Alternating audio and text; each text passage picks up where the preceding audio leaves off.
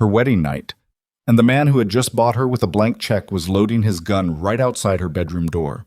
Not to come in, to block her way. Nora Whitmore thought she knew her fate when she signed the marriage certificate that bought her father's life. But Damien Vescari didn't touch her. He just sat there, gun on his lap, eyes half closed, and guarded the night as if something far more terrifying was out there.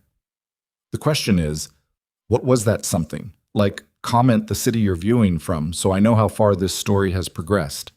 And don't go anywhere, because things are about to get much worse. The dress was too tight across the shoulders.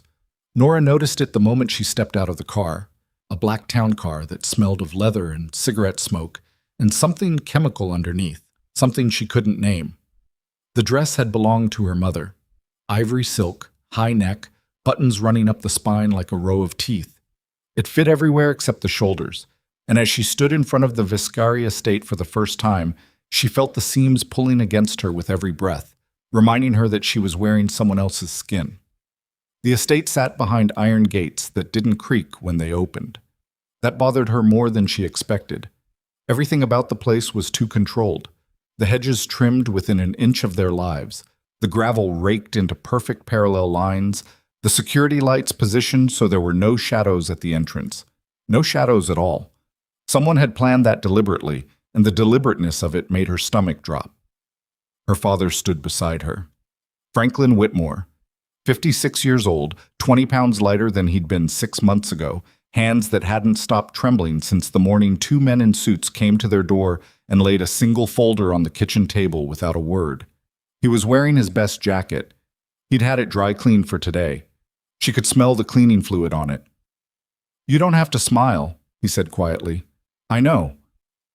But if you could just—" "Dad?"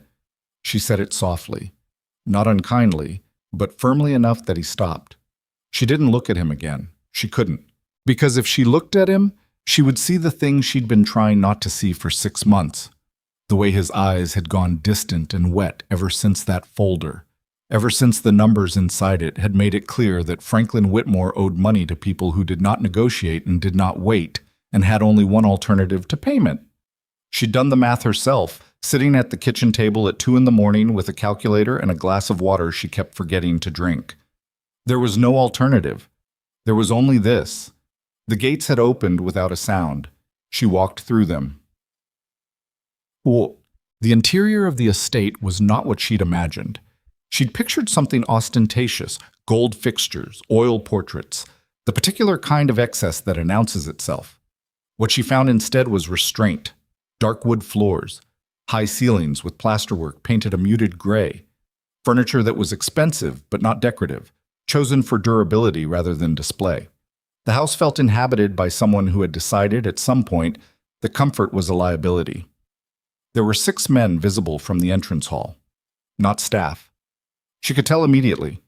The way they stood, the placement of their hands, the slight adjustment each of them made as she and her father crossed the threshold. They weren't there to carry luggage. A woman in her 50s met them near the staircase. Short gray hair, dark suit, the kind of posture that comes from decades of making herself invisible in rooms where powerful men talked. "Miss Whitmore?" A pause, the smallest one. "Mrs. Viscari. This way, please." The correction landed like a stone in still water. Nora followed her. Her father was guided in a different direction, toward a room off the east corridor where, she would later learn, the paperwork had been arranged. The transfer of debt. The signatures that made everything legal and, therefore, irreversible. She did not watch him go. She focused on the woman's shoulders ahead of her, the measured pace of sensible heels on hardwood, and the fact that somewhere in this house there was a man she had seen exactly once, across a conference room table, 8 days ago, for 40 minutes, who was now her husband. The ceremony had happened that morning in a municipal office on the 14th floor of a downtown building. A judge. 2 witnesses she didn't know. Her father beside her. Damien Vescari in a dark suit that fit him the way suits fit men who are built like a consequence. Broad through the chest, carrying the kind of stillness that isn't peace, but something more like coiled patience. He had looked at her once, directly, when the judge asked for the ring. Just once. His eyes were a gray so pale they were almost colorless, and what she saw in them was nothing she expected. Not hunger, not triumph, not even the blankness of indifference. What she saw was something closer to exhaustion. He slid the ring onto her finger and looked away. The room they'd prepared for her was on the third floor, east wing.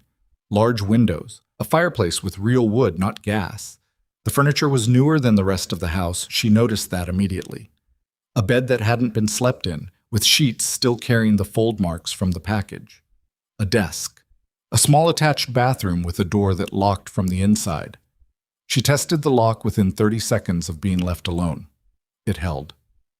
She stood in the center of the room with her shoes still on and her overnight bag sitting unopened on the floor, and tried to make herself breathe normally. She was 28 years old. She had a master's degree in architectural design she'd never fully used because the firm she'd worked for had folded 2 years ago, and the economy had not been kind, and she'd come back home to help her father, who by then had already made the decisions that would lead to that folder on the kitchen table. She had $340 in her personal bank account. She had a phone, a laptop, 3 boxes of her own things being transferred from her apartment to this house. She had the dress that was too tight across the shoulders. And she had a husband somewhere in this building who hadn't spoken a single unnecessary word to her in the 40 minutes they'd sat across that conference table 8 days ago. She sat on the edge of the bed and waited. He came at 9, not to the room. He stopped outside it. She heard the footsteps first, unhurried, deliberate, pausing at the door, and then nothing. She sat very still with her hands folded in her lap, her heart rate doing something she couldn't regulate, and waited for the knock or the handle turning or whatever came next. Instead, she heard fabric against floor, the quiet, careful sound of someone sitting down. Outside the door. She waited another 10 minutes before she crossed the room and opened it. Damien Vescari was sitting on the floor of the hallway with his back against the wall beside her door, knees bent, one arm resting across them. He'd changed out of the suit, dark pants now, a gray shirt with the sleeves rolled to the elbow. There was a pistol on the floor beside his right hand, positioned with a precision that looked habitual rather than intentional, the way you set down a phone without thinking about it. He looked up at her. "Go back to sleep," he said. "I wasn't sleeping." "Go back inside, then." She stared at him. He held her gaze for a moment, then looked back at the far end of the corridor, the same unhurried attention he might give a window he was watching for weather. "What are you doing?" she said. "Sitting. In the hallway." "Yes." "Outside my door." That's generally what hallway means. She felt something sharp move through her. Not quite anger, not quite fear, something that hadn't found its name yet. "Are you guarding me or guarding against me?" He was quiet for a moment, then, "Get some sleep, Nora." It was the first time he'd used her name. She noticed that with the particular attention she'd been giving to everything about him since that conference room table, cataloging details the way you catalog things you know are going to matter and you don't yet know why. He hadn't used her name in front of the judge. He hadn't used it once in 40 minutes of lawyers and paperwork. He used it now, sitting on a hallway floor with a gun within reach, and it sounded less like familiarity than like a fact he was acknowledging. She went back inside. She did not sleep. She lay on top of the covers in the dark and listened, and sometime around midnight she thought she heard him shift position slightly, and then nothing until morning. She came to understand the pattern over the following days. He was never in the hallway when she woke. The first morning she opened the door at 6:15 to find the corridor empty, the floor bare, no evidence that anyone had been there. By the third morning she'd started waking earlier, and she caught the sound of him moving away at 5:40, quiet and precise on the hardwood. By the fifth morning, she didn't bother trying to catch him. She simply accepted it.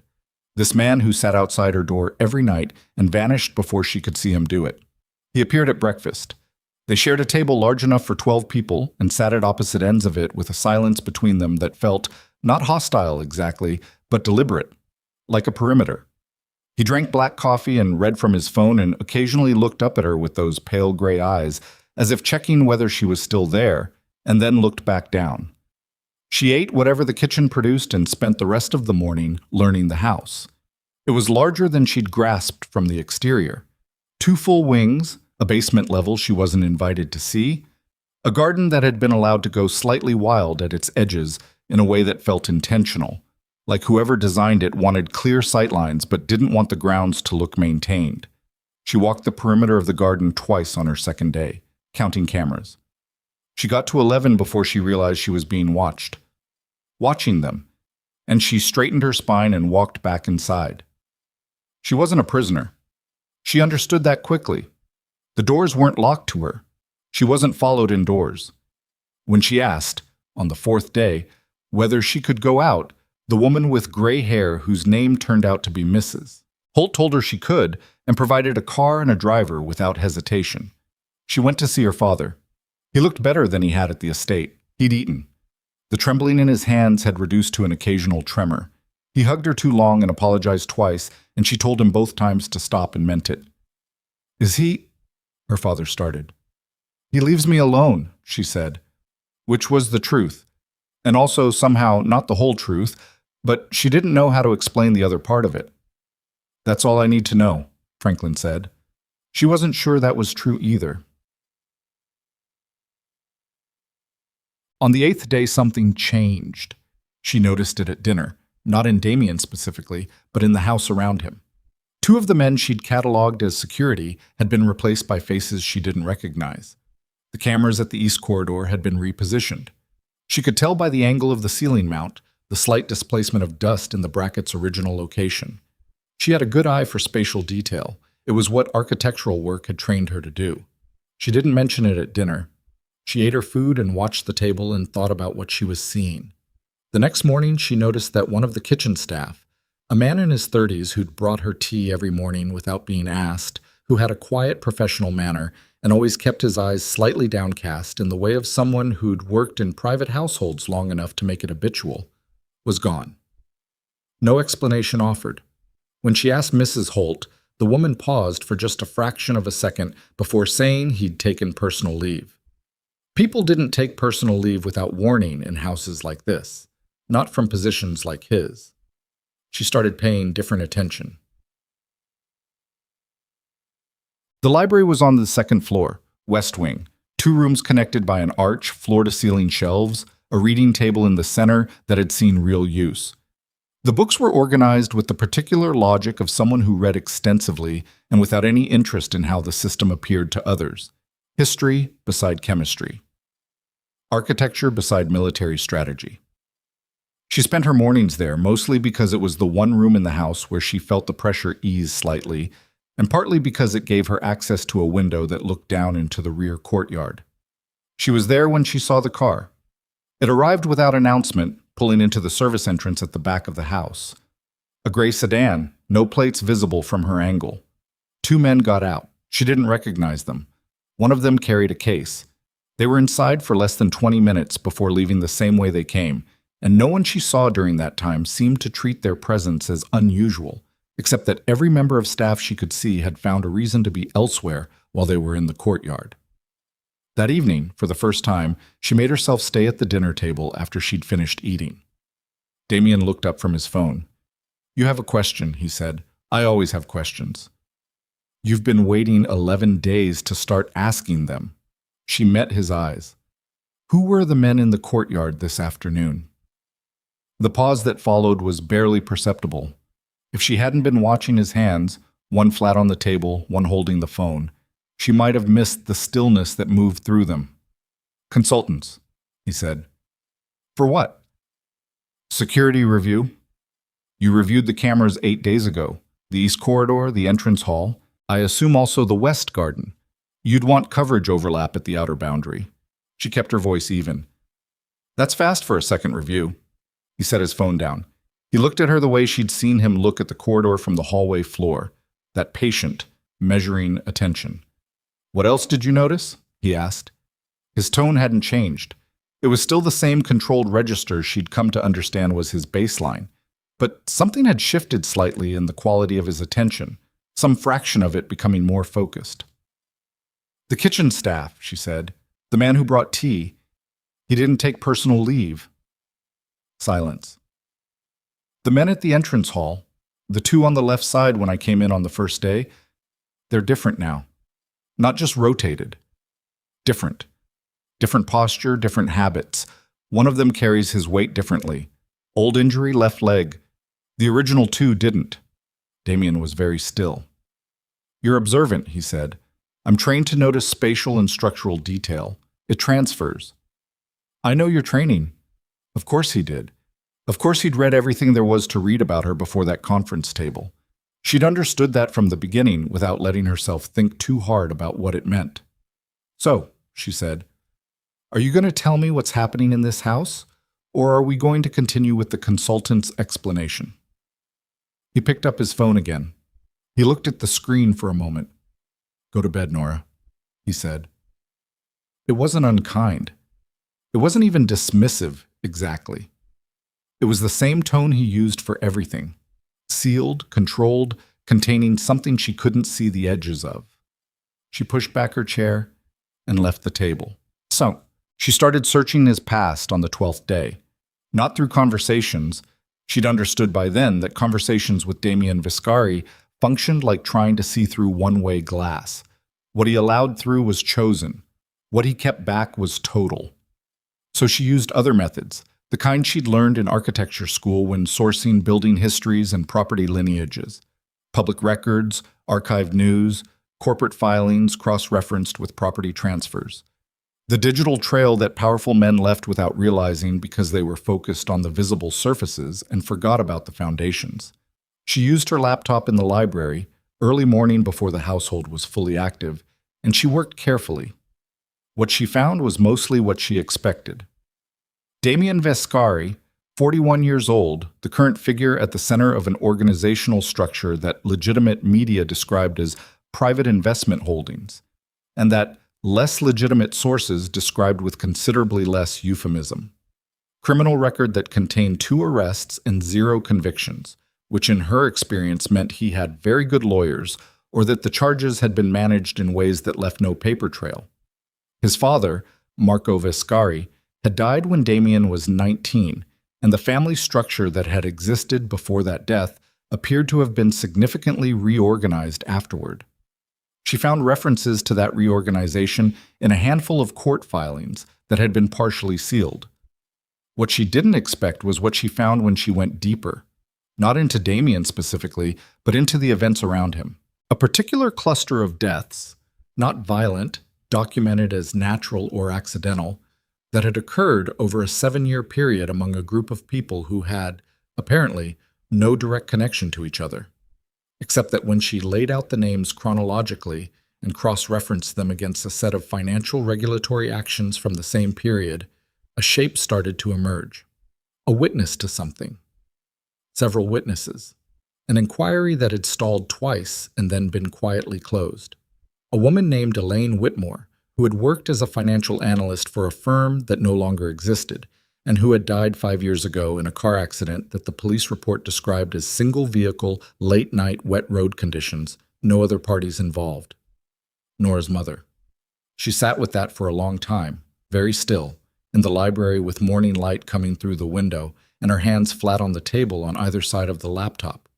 Her mother, who had been careful and methodical and who had kept files, who had always kept files, the particular habit of a woman who had spent her career in environments where documentation was the only protection available to anyone who wasn't already protected, who had kept boxes of files in the house that Nora had spent weeks sorting through after the funeral, most of which she'd donated or destroyed because they appeared to be years of routine work documents, and she'd been grieving and exhausted and hadn't known what she was looking at, most of which.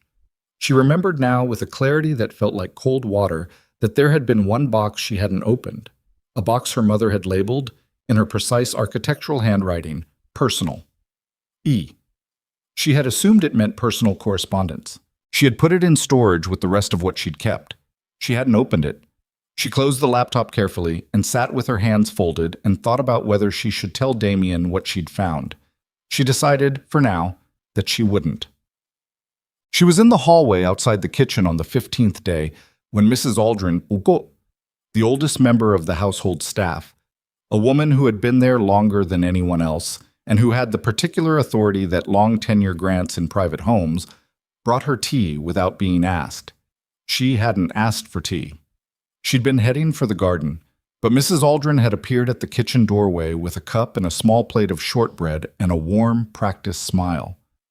"I thought you might want something before your walk," the woman said. Nora looked at the cup. She hadn't asked for it. She was not in the habit of having tea at this hour.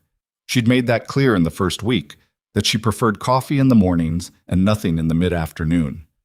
Mrs. Aldrin had been present for both conversations. She had a precise memory for preferences. All good household staff did. Nora looked at the tea. She thought about the man who'd taken personal leave. She thought about the consultants. She thought about what she'd read in the library. "Thank you," she said. She took the cup. She smiled. "I'll take it with me." She walked to the garden. She poured the tea into a flower pot behind the farthest hedge. She stood there for a moment with the empty cup in her hand and the morning sun on the back of her neck, and something cold and very certain settling into place in the center of her chest. She walked back to the house. She found Damien in the east corridor. "Mrs. Aldrin just brought me tea I didn't ask for," she said. His eyes went to the empty cup in her hand. "Did you drink it?" His voice was the same controlled register, but something had moved in it. Fast, like something passing under still water. "No." He was already moving, past her, toward the kitchen, and she turned and followed him. And what happened next took less than 4 minutes total. Damien moving through the kitchen with a certainty that suggested he'd known exactly where to look. Mrs. Aldrin attempting to reach the service exit, 2 of the security men appearing from directions that made clear the whole geography of the ground floor had been accounted for. The woman who had brought her tea was pressed against the wall beside the exterior door, with one of the men holding her arm, and Damien standing in front of her with his hands completely still at his sides, which was worse, somehow, than any visible display of force. Mrs. Aldrin looked at Nora, and what crossed her face was not fear, and not defeat, and not the shame of exposure. It was frustration. Nora held her ground in the kitchen doorway and felt the cold certainty in her chest become something else, a recognition that everything she had understood about her situation in this house had just been revealed as the wrong map entirely. Damien turned to look at her from across the room. His pale eyes were unreadable in that total way that she now understood was not a character trait, but a trained capacity. "Sit down," he said, not unkindly. "We need to talk." She pulled out the nearest kitchen chair and sat, and Damien Vescari, for the first time, began to tell her the truth, that she had never been a hostage, never been a trophy, never been leverage, that the marriage had been a mechanism for moving her into the only place he could protect her without announcing to the people who wanted her dead exactly where she was and what she knew and why she mattered. She listened. She kept her hands flat on the table. She did not look away. Outside, through the kitchen window, the garden sat quiet in the afternoon light, and somewhere in its flower pots the tea she hadn't drunk was already soaking into the soil, and Nora Whitmore, who had come here believing herself sold, was beginning to understand that the price her father had paid had not been her freedom at all.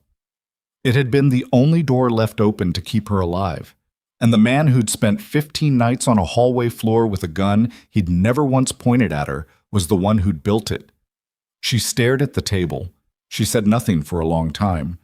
Then she looked up at him and said very quietly, "My mother kept a box. I have it in storage. I haven't opened it." Damien went absolutely still. "Where," he said, "is the storage unit?" And somewhere in the city, in a climate-controlled facility on the east side of Dunmore Street, a box with the handwritten label, "Personal." E sat in the dark, and neither of them yet knew that someone else had already found it and was already on their way. The storage facility on Dunmore Street was 22 minutes from the estate by car, and Damien covered it in 16. Nora sat in the passenger seat of a black SUV with her hands in her lap and watched the city move past the window. The ordinary, indifferent city, people on sidewalks, a woman walking a dog, a man unloading crates from a truck outside a restaurant, and felt the distance between that world and the one she was apparently living in expand into something she couldn't measure. Damien drove with one hand on the wheel. He hadn't spoken since they'd left the estate. He didn't appear to be composing what he intended to say, so much as working through something he already knew, but hadn't decided how to present. She could tell the difference by now. 16 days in, she'd learned to read the quality of his silences the way you learn to read the quality of light, by what it illuminated and what it left in shadow. Beside him in the back seat, a man she knew only as Reeves. 30s, dark jacket, the kind of stillness that suggested a particular professional background, was on his phone, speaking quietly in a flat tone that made it impossible to pick up more than fragments. East side. Service entrance. Don't touch anything. How long has someone been watching the storage unit? Nora asked. Damien's eyes moved to the rearview mirror, then back to the road. We've had eyes on it since the third day. Since 3 days after I came to the estate. Yes. Before you told me anything. Yes. She turned that over. You knew about my mother before I figured it out. A pause that lasted exactly as long as it needed to. I knew about Elaine. I didn't know about the box. But you knew there might be something she'd kept. I knew your mother was careful, he said. It was one of the reasons she was a problem for them. Them. She filed that word away. She'd come back to it. The man who brought me tea every morning, she said. He didn't take personal leave. No. What happened to him? Damien was quiet for 3 seconds. He's alive. He'll stay that way as long as he cooperates with the people asking him questions. Your people? Yes. So you knew you had someone inside the house that early? I suspected. I needed confirmation. He turned onto Dunmore Street and the storage facility appeared ahead. A flat, utilitarian block of a building, the kind designed specifically to be forgettable. The tea was confirmation. Nora looked at the building. You used me as bait to confirm a leak. I used the situation. You weren't supposed to be the one who caught it. But I was.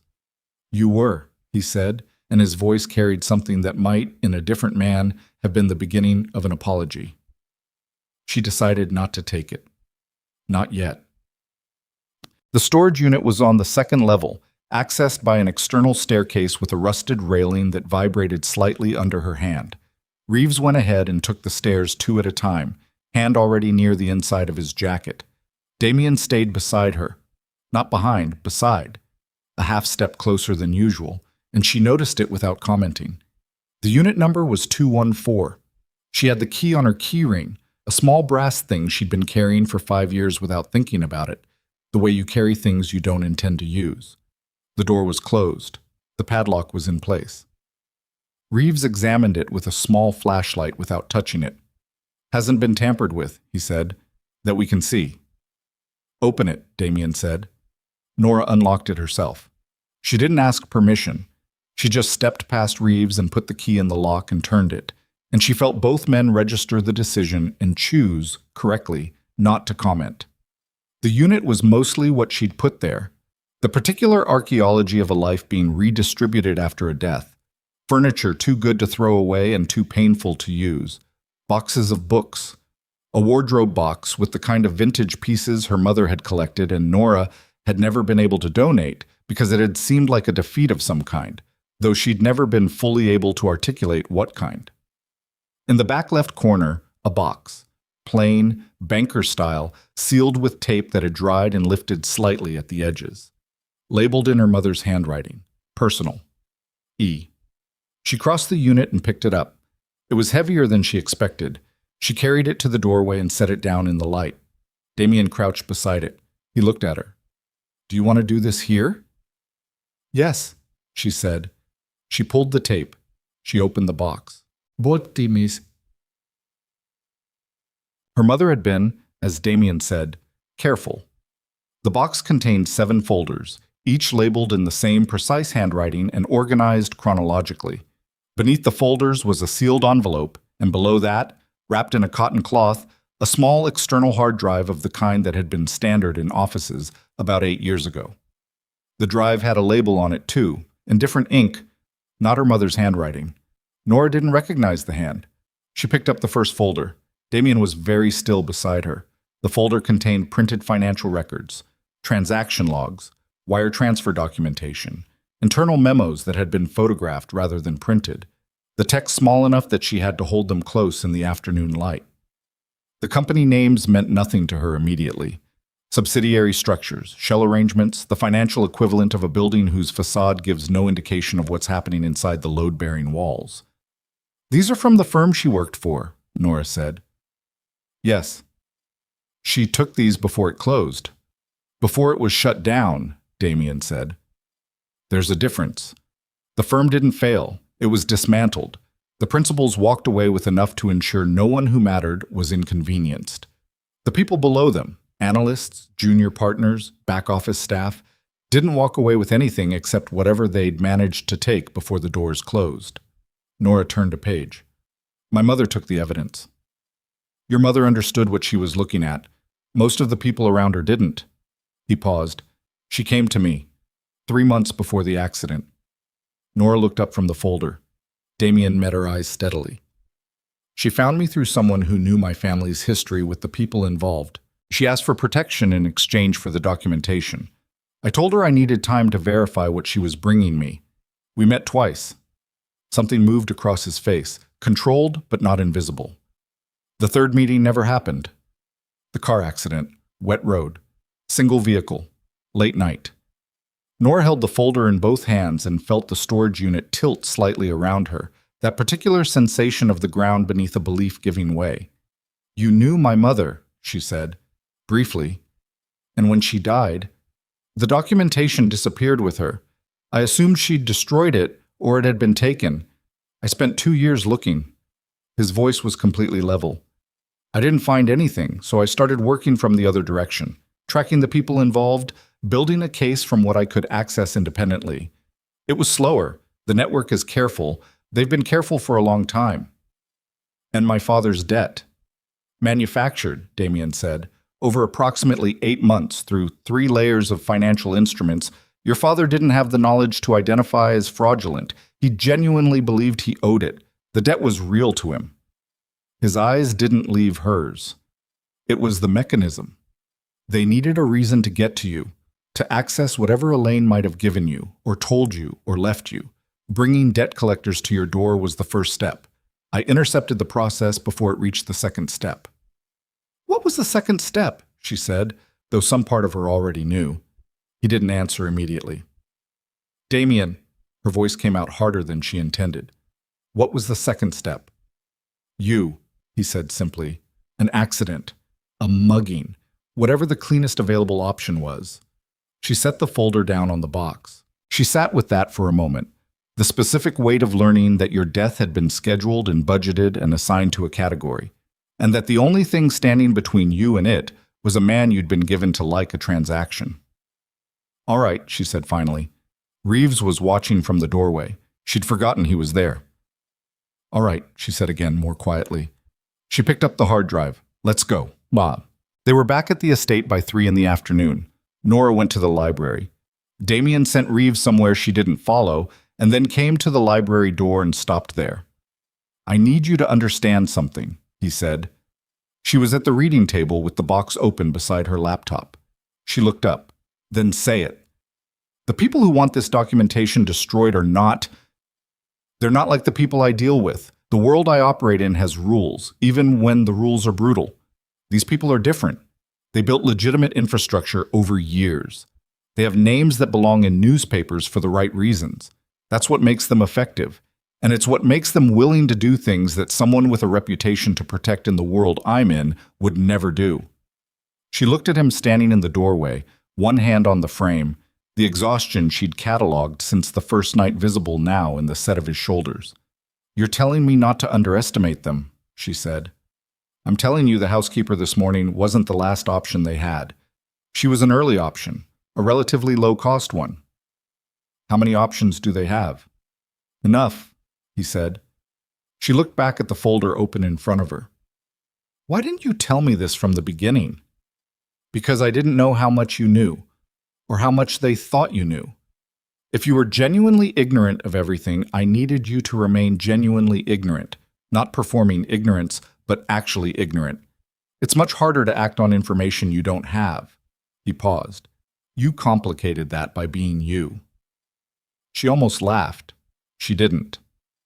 High compliment from you. It's a factual observation.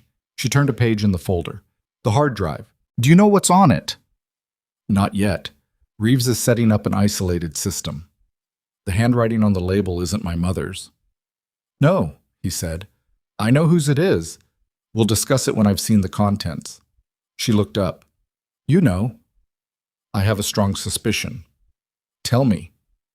The pause he gave her was the kind she'd learned to identify as genuine deliberation rather than deflection. He was deciding something, not stalling. There was another analyst at your mother's firm, he said, a man named Croft. He was senior to her, which meant he had access to documentation she didn't. He also disappeared about 4 months after the firm was dismantled. He resurfaced briefly in another state under a different name and then disappeared again. He held her gaze. If that's his handwriting, it means he and your mother were working together. It means the documentation on that drive may go substantially beyond what's in those folders. Nora looked at the small rectangular drive sitting on the edge of the table. How substantially? She said. Enough to bring this entire thing down, Damien said, which is exactly why we need to understand what's on it before anyone else finds out we have it. So, Reeves had the system ready by 6. They gathered in a room on the basement level, the room she hadn't been invited to see in her first weeks. She registered that without saying anything. That turned out to be a functional operations center rather than anything more dramatic. 2 long tables, multiple monitors, equipment she could identify by function, if not always by specific model. 3 men she hadn't seen before were already in the room when they arrived. No one introduced themselves. She'd stopped expecting introductions. The drive was connected to a sealed system. Reeves typed. A directory appeared. It was larger than any of them had expected.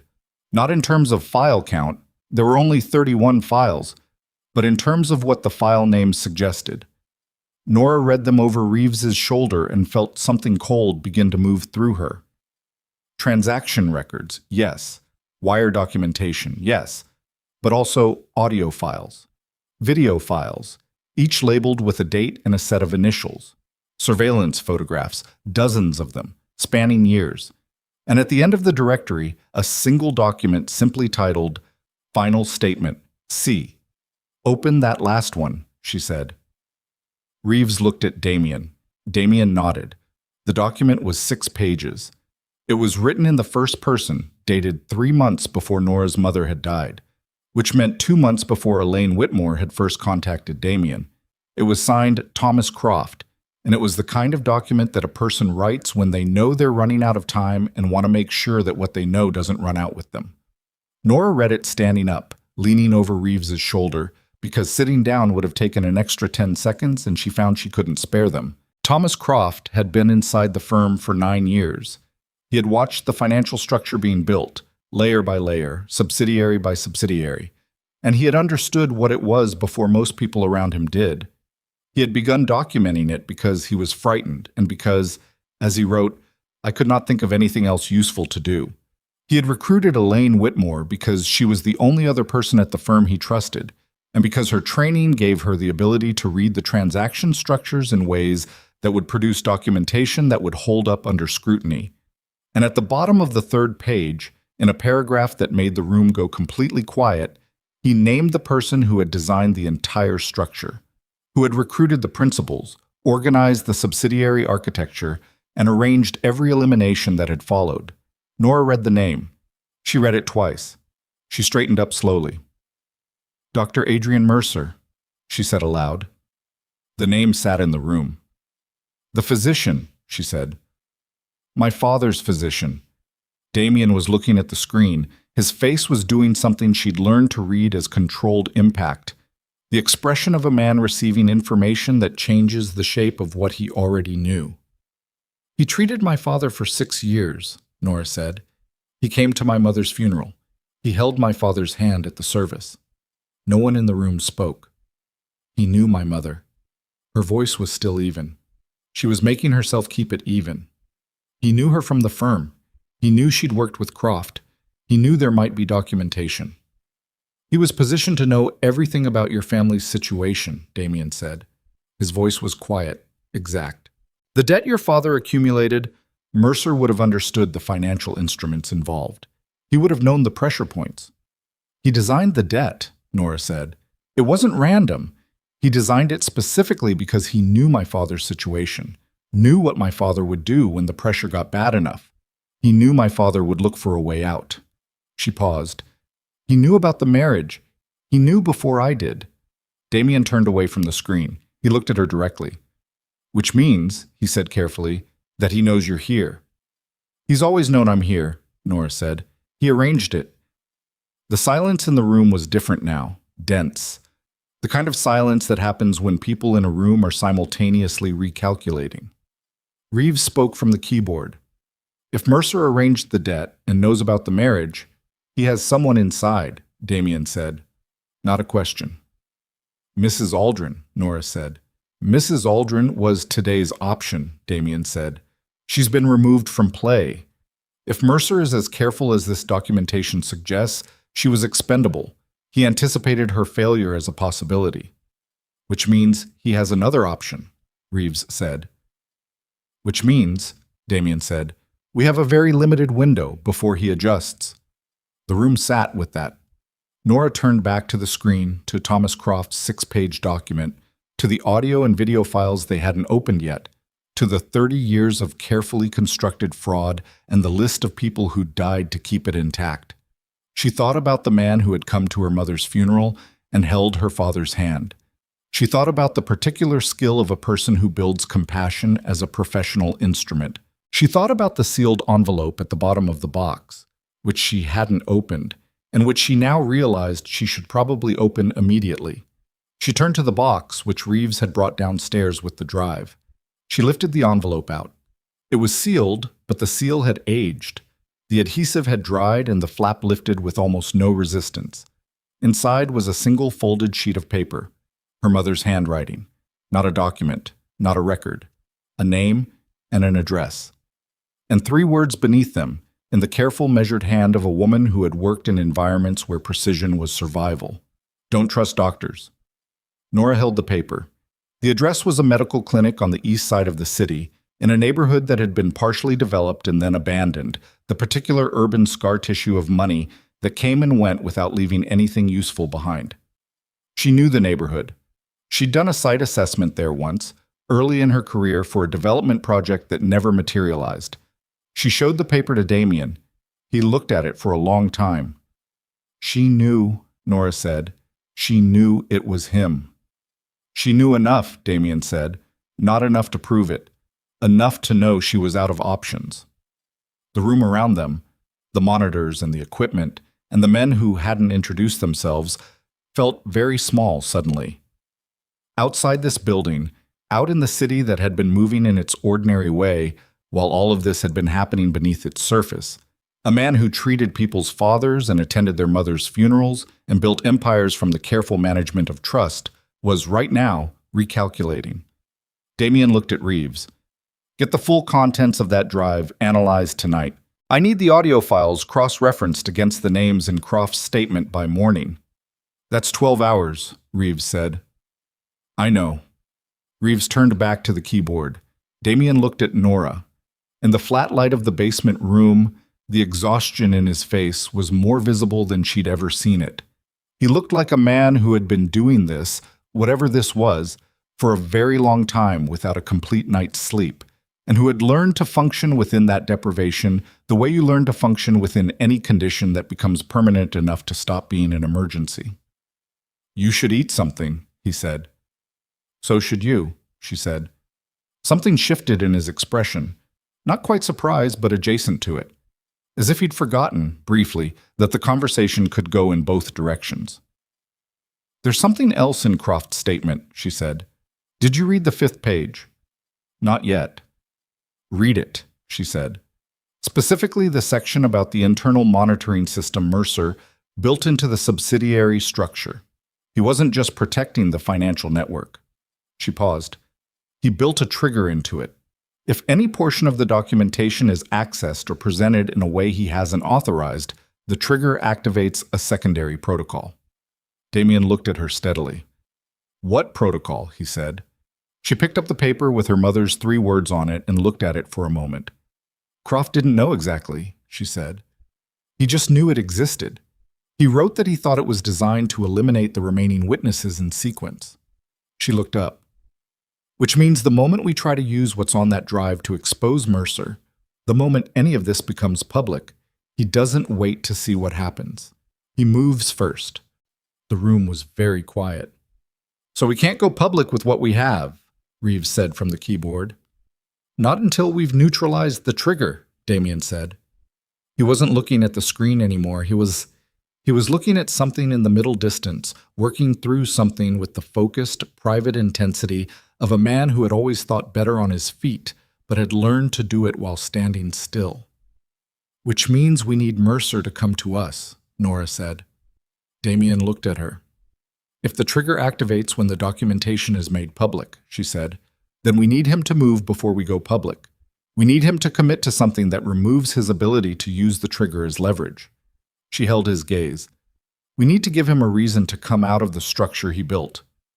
The only thing that would bring Mercer out personally, Damien said slowly, is if he believed the documentation was about to disappear permanently, along with the last person who could authenticate it. The implication settled over the room like weather. Nora understood it before he finished the sentence. Me, she said. You're the last direct link between Elaine Whitmore and the documentation, Damien said. You can authenticate it. You can testify to its provenance. Without you, the legal value of everything on that drive diminishes significantly. It becomes evidence without a chain of custody that any decent lawyer can attack. So if Mercer believes I'm vulnerable, he'll move to close the last gap himself, Damien said. Personally, which takes him out of the architecture he built and puts him somewhere we can reach him. Nora thought about the man who had held her father's hand at her mother's funeral, the man whose name was at the bottom of Thomas Croft's statement, the man who had built a 30-year structure of fraud and murder behind a face that belonged in hospital hallways and charitable events. You want to use me as bait, she said. I want to give you the option, Damien said. It's different. Is it? Yes, he said. And the way he said it, flat, certain, without the particular emphasis that would make it sound like he was trying to convince her, made her believe he meant it. She set her mother's note down on the table. She thought about the box in storage, about 15 nights on a hallway floor, about tea poured into a flower pot, and the expression on Mrs. Aldrin's face when the exit was cut off, not fear, but frustration, the frustration of an asset that had failed to perform its function. She thought about her mother, who had been careful, who had documented everything, who had reached out to a man she barely knew because she could not think of anything else useful to do, and who had died on a wet road on a late night 3 months later. She picked up the paper again. Don't trust doctors. Tell me the plan, she said. Damien looked at her for a moment. Then he pulled out the chair across from hers and sat down. And for the first time since she'd known him, he put both elbows on the table and leaned forward like a man who was finally, after a very long time, talking to someone he didn't have to translate himself for. Outside, in the city, the evening was moving toward night. In a clinic on the east side of a half-developed neighborhood, beneath the surface of a life built from careful, accumulated trust, a man was checking his systems and finding the readings he expected, and could not yet know that the box on Dunmore Street had been opened, that a drive in a cotton cloth had been connected to a sealed system, that a 6-page document had been read in a basement room by 2 people who were now sitting across from each other with the last pieces of a 30-year structure laid between them like a map. He could not yet know. But by morning, the information would move, and when it did, the only question left would be whether Nora Whitmore was in a position of his choosing or one of her own.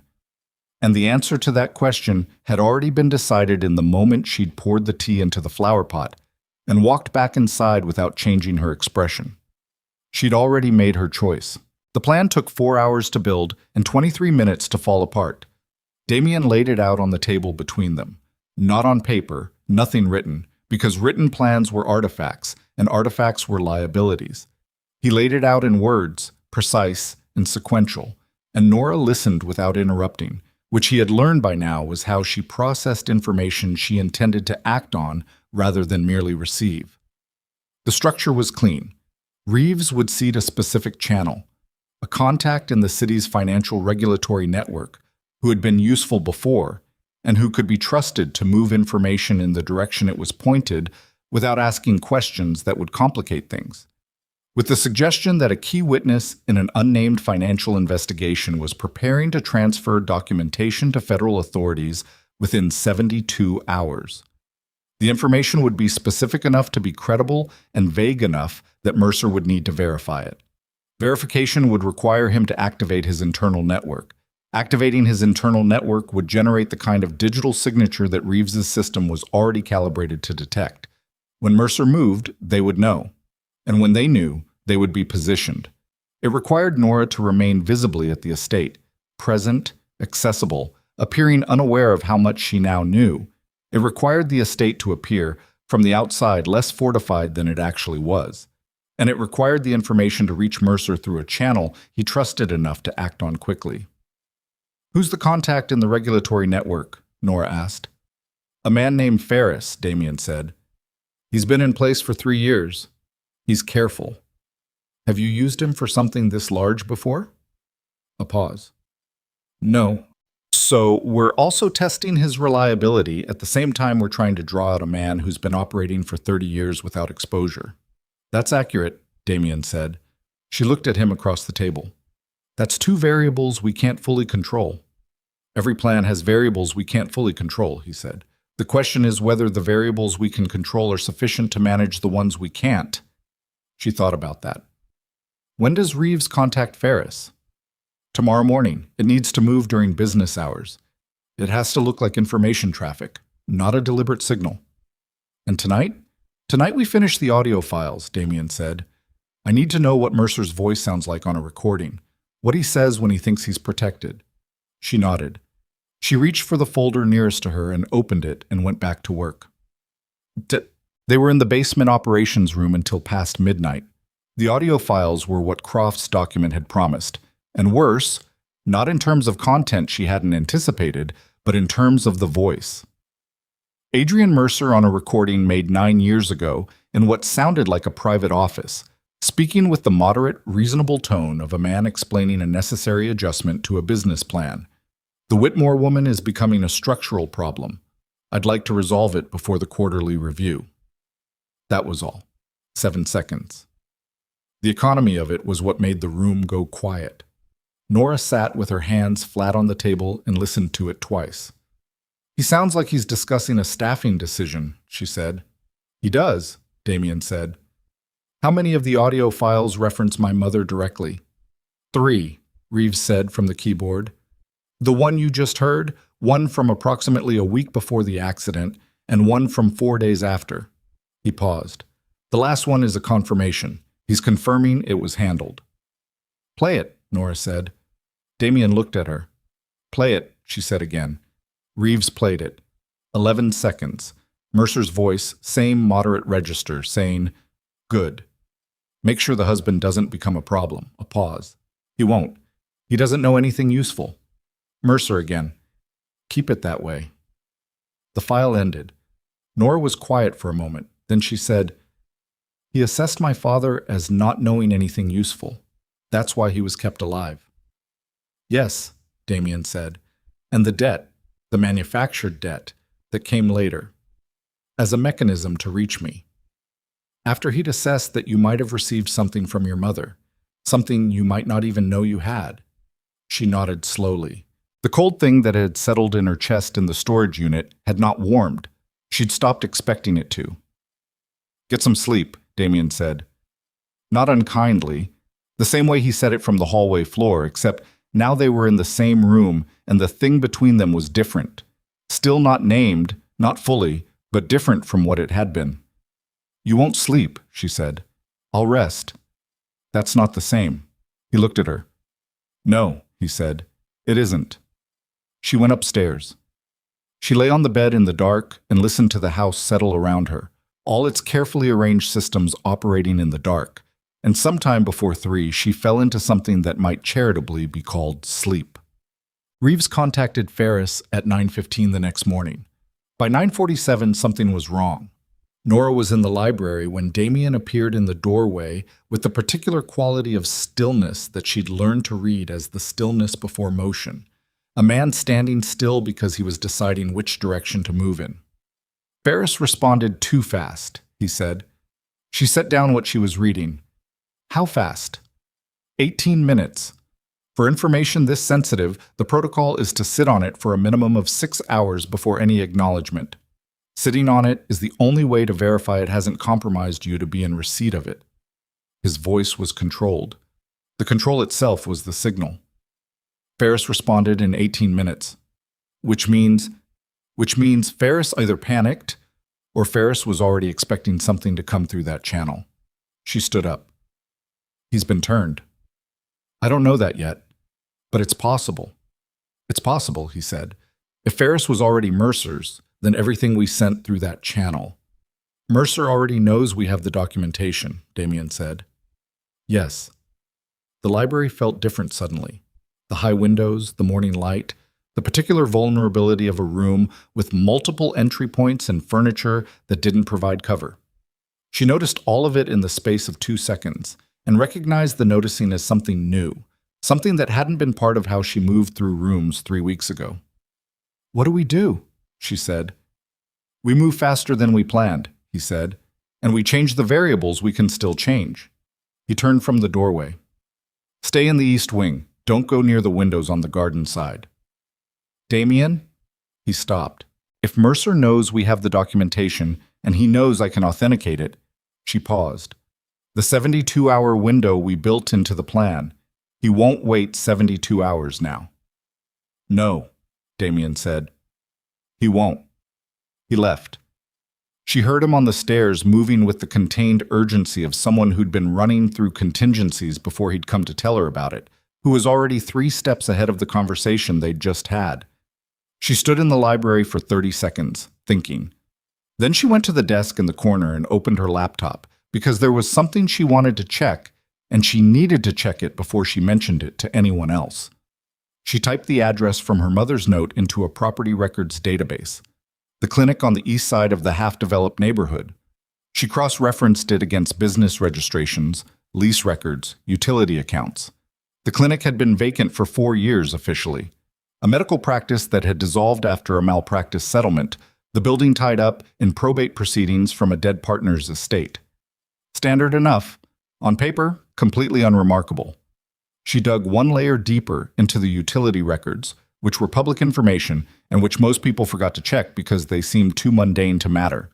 The electrical account for the building had been drawing power continuously for the past 4 years. The bill was paid through a property management company, which was registered to a second company, which traced back through 2 more layers to a holding structure she recognized from Croft's documentation. The clinic was not vacant. She sat with that for a moment. Then she copied the utility account number and the holding structure registration into a note on her phone and went to find Damien. She found him in the east corridor with Reeves and 2 of the men she didn't know by name, all of them clustered around a tablet that Reeves was holding. They looked up when she appeared. The clinic, she said. It's active. Power's been running continuously for 4 years through a holding structure from Croft's documentation. Damien looked at Reeves. I'll run it, Reeves said immediately, turning away. Mercer has been using it, Nora said. Whatever his secondary protocol is, whatever the trigger activates, there's infrastructure there. It's not just a location, my mother noted, it's operational. Damien looked at her. How did you find this? Utility records, they're public. Something moved in his expression that was close to the thing she'd seen when she'd caught him off guard in the corridor about the cameras. Not surprise exactly, more like the adjustment a person makes when they have to revise their model of someone slightly upward. All right, he said. He turned to the 2 unnamed men. I need eyes on the Dunmore Street Clinic within the hour. Non-intrusive. I need to know if there's activity and what kind. They moved. Nora noticed the speed with which they responded to him and the absence of any confirmatory look between them. People who'd been working with him long enough to have replaced that kind of checking in with something more automatic. There's something else, Reeves said from down the corridor. He was looking at the tablet. His voice had changed. It had the flatness of someone delivering information they've just realized they don't want to be delivering. I've been running the audio files against the voice database, cross-referencing the recording from 9 years ago against known vocal profiles. Damien turned. And? Reeves held up the tablet. Nora crossed the corridor and looked at the screen. It took her a moment to understand what she was seeing. A voice comparison analysis. Two waveforms side by side, with match indicators running below them in green.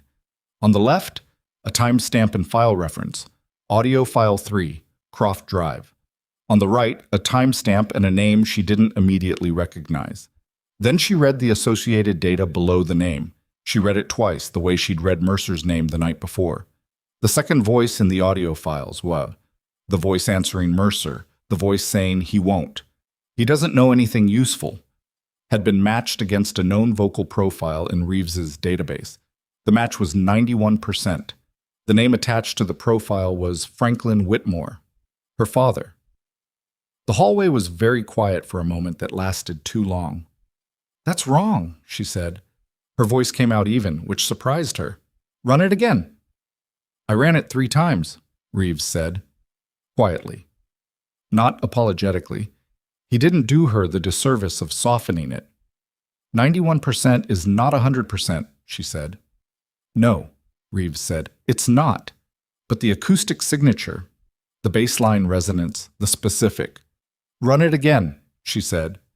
He ran it again. The match came back 92% this time, the minor variation within the system's margin of error. She looked at the screen. She thought about her father in his best jacket that smelled of dry cleaning fluid. She thought about his hands trembling. She thought about the relief on his face when she'd visited him after the move to the estate, the particular relief of a man who had been afraid and was now less afraid, which she had read as the relief of a father whose daughter was safe. She thought about what Mercer had said on the recording. The husband doesn't become a problem. He won't. He doesn't know anything useful. She had heard it as 2 separate voices discussing her father. 2 men, one of whom was Mercer, and one of whom was an associate, reassuring Mercer that Franklin Whitmore would remain passive and ignorant. She had not heard it as one man confirming his own compliance to the man who employed him. "He knew about my mother," she said. The words came out slowly, not because she was struggling to produce them, but because she was doing something else simultaneously. Running back through every conversation she'd had with her father in the past 6 months, the past 2 years, the past 5 years since her mother died, looking for the shape of what she'd been looking at without knowing what she was seeing. "We don't know the full extent," Damien said carefully. She turned to look at him. He was watching her with the complete attention he brought to things that mattered and the care in it. The particular care of someone who understood what this specific information would do to a specific person and had no ability to reduce the damage, made something in her chest contract sharply. "Don't," she said. He didn't speak. "Don't manage this," she said. "Just tell me what you know." A moment. Then, "The connection between your father and Mercer predates the debt, by at least 3 years, based on what the audio files suggest. The full nature of that connection, whether it was coerced, willing, or something in between, I don't know yet. The recordings don't answer that question directly." "But you suspected," she said, "before the voice match." He held her gaze. "I had questions about the debt. The mechanism was too tailored, too specific to your father's vulnerabilities. That level of specificity typically comes from someone with direct knowledge." He paused. "I didn't want to tell you something I couldn't yet support." "Did you investigate him?" "Yes." "Before the marriage?" "Yes." "And?" "And I found enough to know the full picture was more complicated than it appeared," Damien said. "I didn't find the audio connection. I didn't have Croft's drive." His voice remained level, carrying information without the distortion of apology or excuse. "I made the decision to proceed because removing you from your current situation was urgent, regardless of what your father's full role turned out to be. The threat to you was real and immediate. That part of the calculation didn't change." She turned away from him. She walked 3 steps down the corridor and stood facing the wall and breathed. Just breathed, the way her body demanded she do when the thing she was holding got too heavy to hold, while also doing anything else. Her father, who had trembled, who had apologized, who had stood beside her at the gates of this estate in his dry-clean jacket and said, "You don't have to smile." She put one hand flat against the wall. 30 years of her mother's careful work, the files, the documentation, the reaching out to a man she barely knew, and her father had been in the room the entire time. adjacent to the structure, perhaps complicit in it, perhaps only surviving within it, perhaps, and this was the worst possibility, the one she couldn't look at directly. Perhaps the reason her mother had chosen to document everything herself, had chosen to build a private record without telling her husband, was because her mother had already known. Don't trust doctors, not don't trust Mercer. Not the name, not the specific, don't trust doctors. Generic, urgent. The kind of warning you leave for someone who needs to figure the rest out themselves, because you can't yet say the full truth without destroying something you're still not ready to destroy. She pushed off the wall and turned around. "Where's my father now?" she said. Damien answered immediately, which meant the answer had been ready. "He's at his house. 2 of my people have been on him since the first day." "Does he know he's being watched?" "No." "Has he made contact with anyone connected to Mercer in the past 16 days? Damien hesitated for half a second. 3 phone calls. 2 to a number that traces to a registered business in the financial district. 1 to a number that's clean but was purchased 6 months ago. The kind of purchasing pattern that suggests deliberate separation. "You were monitoring his calls," she said. "Yes. Did you intend to tell me?" "When I had enough to know what I was telling you," he said. She looked at him. She felt the anger. It was there, not yet at the surface, but present, a groundwater pressure beneath everything. And she felt also, separate from the anger and more difficult to name, the particular vertigo of realizing that the man she'd spent 16 days learning to read had been doing the same to her, at higher resolution, from the beginning. "What do the calls tell you?" she said. "That your father knows the timeline has changed. The call pattern shifted 2 days ago. He's been checking in more frequently. He knows Mercer is moving. Or he was told Mercer is moving." She absorbed that. The implication of it, that her father might not just be a passive figure in Mercer's network, but an active one, a reporting one, landed in a place she didn't have language for yet. "We can't go to him," she said. "Not now. No. And we can't warn him, because if he's reporting to Mercer, warning him warns Mercer." "That's correct." "So my father is either in danger or he's the danger," she said, "and we don't have enough information to know which." "Not yet," Damien said. "How long before your people at the clinic report back?" 40 minutes. Maybe less. She nodded. She started walking back toward the library, then stopped. "The trigger," she said. "The secondary protocol Croft described. If Mercer activates it, it targets remaining witnesses," Damien said. "Your father is on that list regardless of his relationship to Mercer. If the network collapses, Mercer won't keep people who know things he can't control." She stood still. "So Mercer will kill my father," she said, "when this falls apart, whether my father helped him or not." "Yes. And my father may not understand that." "People in positions like his frequently don't," Damien said. "It wasn't cruel, it was exact. They believe the relationship protects them. It doesn't. It only delays the point at which they become a liability." She thought about the trembling hands, the apologies, the dry clean jacket.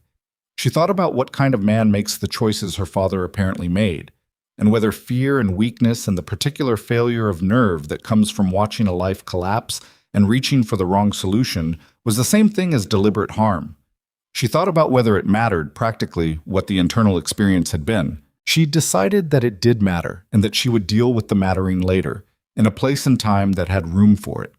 Right now, it couldn't be the thing she was holding. She set it down somewhere inside herself. Not discarded, just set down, and kept moving. She was back at the library desk when Reeves appeared in the doorway. His face said the 40 minutes had been compressed.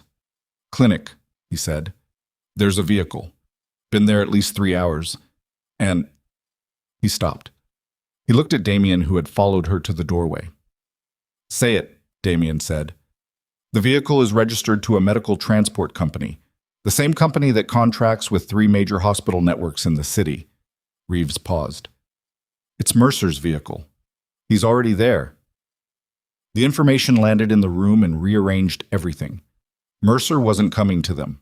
Mercer had moved before the plan had been triggered, before Ferris had reported, possibly before the morning session with Reeves had even identified the voice match.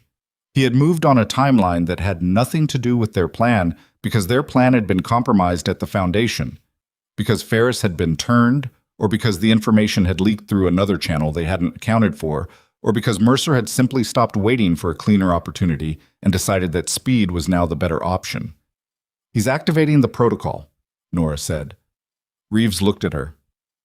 "We don't know. He's already at the clinic. He went there before we knew we were compromised. That's not reactive. He was already moving." She looked at Damien. "How long has he been sitting on the decision to go to the clinic?" "He didn't go there this morning because of what we sent through Ferris. He went there before. This morning's contact with Ferris was just confirmation."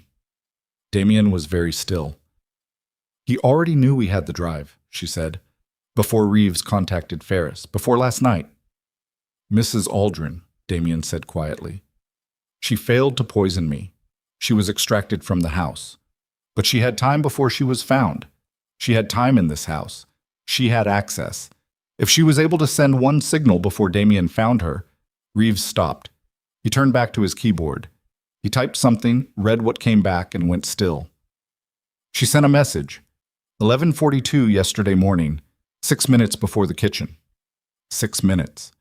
While Nora had been walking back across the garden with an empty cup in her hand and something cold and certain settling in her chest, the woman who'd handed her the cup had already sent the message that changed the shape of everything. "What did it say?" Damien asked. 3 words, Reeves said. He looked at the screen. "They have it." The room absorbed that. 3 words, enough for a man who'd been waiting for a specific piece of news to understand exactly what news had arrived. "He's been at the clinic since last night," Nora said. "Approximately," Reeves said. "The vehicle logs suggest arrival around 2 this morning." 2 in the morning. While they'd been in the basement with the audio files. While she'd been lying in the dark listening to the house settle. Mercer had been at the clinic for 7 hours before any of them had thought to look for him there. She stood in the library doorway and felt the plan she and Damien had built dissolve into its component parts. The carefully managed variables, the controlled information flow, the 72-hour window, and understood with a clarity that was almost physical that none of it had mattered, because the game had been running on a different clock the whole time. "The protocol," she said. "If he's activating it from the clinic, how long does it take to run?" "We don't know the full architecture," Reeves said. "Guess." He hesitated. "If it's automated, hours. If it requires manual authorization at each stage, longer, but the first stage could already be in motion." "My father," she said. "Your father is the most accessible name on the list," Damien said. It was not a comfort, it was a coordinate. She looked at him. "We go to the clinic." "Yes," he said, "not to trap him, not to draw him out. We go because that's where he is, and because if the protocol is already running, the only way to stop it is to stop him before it completes." "Yes," Damien said again. "How many people do we have who can move tonight?" Damien turned to Reeves. 7 available, Reeves said. 2 at the clinic already on surveillance, 5 here. 7 people against a man who's been building infrastructure for 30 years, she said. 7 people who know what they're walking into, Damien said, versus an operation that wasn't designed to be defended from this angle. What angle? Frontally, he said, by someone who has everything he built on a hard drive. She stood in the doorway of the library her husband had never told her she could use, in the house she'd come to as a transaction, with the documentation her mother had died to preserve, and her father had possibly helped to suppress, and she felt the shape of her own life rearrange around her into something she'd never been asked to be ready for. She thought about the drive in the basement, the 6-page statement, the 9-second audio file where a man had discussed her mother's death in the tone of a scheduling adjustment. She thought about 15 nights on a hallway floor. She thought about trust, which she had always understood as something accumulated slowly and proven in small gestures over long periods of time, and which, in the past 16 days, had been proven instead in the particular and irrevocable way of a man who put his body between a door and whatever was on the other side of it, and stayed there until morning without asking for acknowledgement. "All right," she said. "How do we do this?" Damien looked at her for a moment, the full, precise attention he gave to things that had become important to him, and then he told her. Outside, the city sat in its afternoon light, indifferent and continuous, and on the east side of a half-developed neighborhood, In a clinic where the lights had been running for 4 years and a man had been working through the night, the last stage of a 30-year structure was preparing to execute, and it had not yet accounted for the fact that the woman it was designed to eliminate had stopped running, had stopped being a variable to be managed, and had just walked through the last door available to her with both eyes open and nothing left to protect except the truth and the people she chose to stand beside it. They left the estate at 9:14. 3 vehicles. No headlights until they hit the main road. Damien drove the lead car himself, which Reeves had argued against in the 40 seconds he'd been allowed to argue against anything before Damien had looked at him with the particular expression that ended arguments. Nora was in the passenger seat again, different from the drive to Dunmore Street. That drive had been about discovery, about moving toward information. This drive was about moving toward a man, and the difference lived in her body as a different kind of tension, lower and more animal, something that hadn't been activated before because she hadn't known before that it existed in her. She had changed into dark clothing, flat shoes. She'd tied her hair back with the methodical focus of someone performing a task that requires attention specifically because the mind will drift toward what's coming if you let it. Damien had given her a choice about whether to carry a weapon. She had said yes. He had not commented on the answer. He'd handed her a compact semi-automatic with the magazine already seated and shown her the safety and the reset without patronizing her about whether she knew what she was holding. She knew what she was holding. She put it in the inside pocket of her jacket and felt its weight settle against her ribs. The city moved past. 11:17 at night, a Thursday, the streets thinning toward the east side where the money had tried and failed to take root, and the blocks alternated between renovation and abandonment in the particular pattern of a neighborhood that couldn't decide what it was going to be. "Reeves's people at the clinic," she said. "What's the current read?" "Vehicle is still there. No additional arrivals in the last 2 hours. 2 heat signatures inside, 1 stationary on the ground floor, 1 moving." "He has someone with him." "1 person," Damien said, "that we can confirm." "Mercer is not a man who does his own field work," she said. "He builds systems. He directs. If he's physically present at the clinic, it's because the situation has reached a point where he doesn't trust the system to manage it." "Which means he's frightened," Damien said. "Or he wants to be certain," she said. "Those aren't the same thing." He glanced at her. "No, they're not." She looked out the window. "My father. Reeves's people are still on him?" "Yes, he's at home. He hasn't moved since 6 this evening." "If the protocol triggers, they'll get him out," Damien said, "before anything reaches him." She nodded. She was holding the fact of her father at a specific distance, close enough to know it was there, far enough that it wasn't inside her hands while she needed her hands for something else. She'd learned that particular management in the hours since the voice match, the practice of containing information that would undo her if she let it into the wrong part of herself at the wrong moment. Later. She would deal with it later. The clinic appeared 2 blocks ahead, a 2-story building that had been a neighborhood medical practice once, before the money left and the patients followed it, and the building settled into the particular stillness of a place that had been abandoned in stages rather than all at once. The sign above the entrance was still there.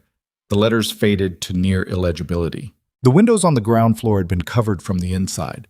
Not boarded, covered. Something that blocked light without giving the exterior the obvious signal of boarding. 1 light visible at the 2nd floor, right side. The only evidence from the street that the building was occupied at all. Damien pulled over 2 blocks south and cut the engine. In the cars behind them, the other 5 men went still. "The service entrance is on the north side," Reeves said over the earpiece. Nora had one too. Damien had fitted it without ceremony, the same practical efficiency he brought to everything that wasn't conversation. "Surveillance position is on the roof of the building directly across. I've got eyes on both entrances." "Heat signatures," Damien said. "Ground floor signature hasn't moved in 40 minutes. 2nd floor is still active, moving between what looks like 2 rooms on the east side." "2 rooms," Nora said. Croft's statement described a records room and an operations room. East side of the 2nd floor, both of them. "That's where the infrastructure is," Damien said, "which is where he'll be when he triggers it." Damien was quiet for a moment.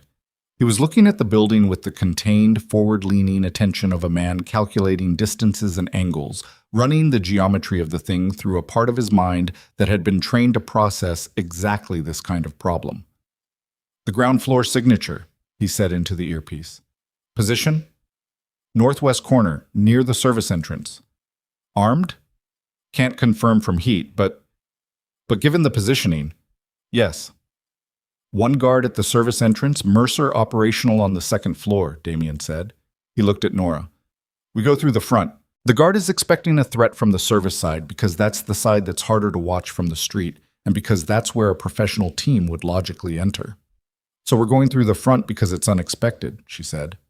"We're going through the front because it's faster," he said. "Speed is what we have that he doesn't." "And the front door is locked." "Yes. So, Nora," he said it quietly, "I've done this before." She looked at him. She believed him. "Does it?" They moved at 9:41. 4 of them on the front approach. Damien, Nora, and 2 of the men whose names she'd learned in the past hour, Cole and a heavy-set man everyone called Marsh. The remaining 3 went north, not to enter through the service side, but to contain it, to make sure the ground floor guard couldn't move without running into them. The front door took Marsh 11 seconds with a tool she couldn't name in the dark. The door opened inward. No alarm. The alarm system, Reeves had confirmed, was live on the exterior sensors and had been disabled on the interior 12 months ago. The kind of modification you make when you need to move through a building regularly without triggering your own system. The ground floor was dark and smelled of disuse, and underneath it something chemical. Something that might have been cleaning fluid, or might have been something from the building's medical past that the walls had absorbed and never fully released. Emergency lighting in the hallway, the dim red-green of battery-backed fixtures that cast more shadow than light. She could see the shapes of examination rooms through open doors, equipment that had been left and never collected, the particular sadness of a place that had been functional and wasn't anymore. She stayed close behind Damien. She could hear her own breathing and registered it as something to manage. Not slow it down, not force calm. Just be aware of it. Keep it from becoming the thing that made noise. Cole went left toward the northwest corner, moving with the low, fast efficiency of someone who'd trained the urgency out of his body language until it was nearly invisible. Marsh stayed at the entrance, oriented outward. Damien found the stairs. They were at the back of the building, narrow, uncarpeted. The kind of stairs that announce themselves to anyone listening at the top. He took them fast, not slow. Speed over silence, the logic being that if they were already heard, speed was the only advantage left. And if they weren't heard yet, the brief noise of fast movement was recoverable in a way that slow creaking wasn't. She followed him up. The second-floor hallway had the same emergency lighting, slightly brighter than below. 2 doors on the left, 1 on the right. Light visible under the second door on the left. The thin, cool light of monitors. Damien stopped outside it. He looked at her. She nodded once. He opened the door.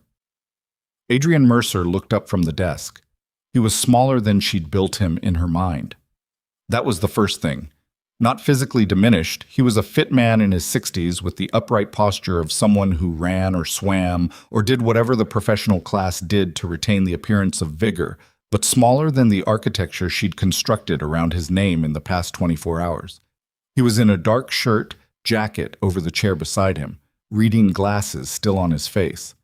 On the desk in front of him, a laptop open to a screen she couldn't read from the doorway. Beside the laptop, a phone. His hand moved toward the phone. "Don't," Damien said. Mercer looked at Damien, then he looked at Nora. And what crossed his face was not the fear she'd expected and not the performance of calm that she'd been braced for either. It was something she hadn't prepared for. Recognition. Not of her face, of the situation. The expression of a man who had been in this room, on this night, in one form or another before, and who had decided sometime before tonight what he was going to do if it arrived. His hand completed its movement and picked up the phone. Damien crossed the room in 3 steps and took the phone from his hand. Not violently, precisely. The way you take something from a person when you want it and you've already determined you're going to have it. Mercer let it go. "Nora Whitmore," he said. His voice was the voice from the recordings, The same moderate register, except hearing it directed at her, using her name, put something in her chest that was almost indistinguishable from the cold thing that had been there since the storage unit, but wasn't quite. "Dr. Mercer," she said. "You've been busy," he said. "You've been busier," she said. He looked at her the way she imagined he looked at patients, with a studied, professional interest that was designed to feel like genuine attention without actually conceding anything. She'd seen that look before, across a waiting room, at her father's bedside appointments, at her mother's funeral when he'd stood beside her father and held his hand. She thought about her mother's handwriting, "Don't trust doctors." "Where's the drive?" he said. "Not here," Damien said. "I know it's not here. I'm asking because knowing where it is tells me what you intend to do with it." He glanced between them. "If you transmitted anything, I'd have received notification. So either you haven't transmitted it yet, or you've transmitted it to someone who hasn't received it yet, which functionally means the same thing." His voice was still the moderate register, still the tone of a man explaining a diagnosis. "You're here because you think coming here stops whatever you believe I've put in motion." "Has it started?" Nora said. He looked at her. "The protocol," she said. "Has it started?" "That depends," he said, "on what happens in the next few minutes." Damien's hand went to the inside of his jacket. "Don't," Mercer said. Not frightened, informational. "Shooting me doesn't stop anything. The protocol is automated beyond a certain point. The only thing that stops it is a counter-authorization from this device." He gestured toward the laptop without touching it.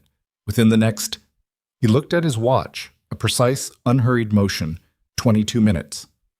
The room went very quiet. "You built a dead man's switch," Damien said. "I built a system," Mercer said. "Systems require maintenance. If the person responsible for maintenance becomes unavailable, the system defaults to its last instruction, which is to activate the protocol," Nora said. "Which is to protect the network," he said, "by eliminating its remaining exposure points." "My father is on that list," she said.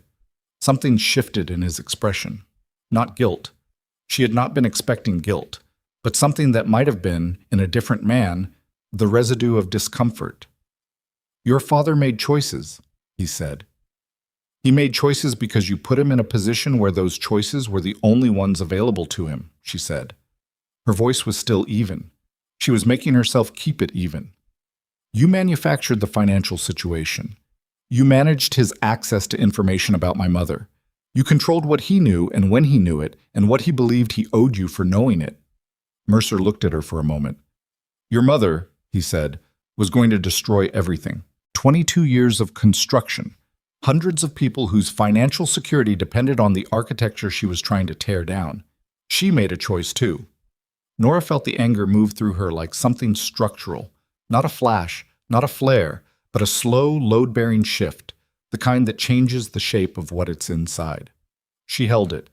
She did not let it into her voice. "The authorization," she said. "What does it require?"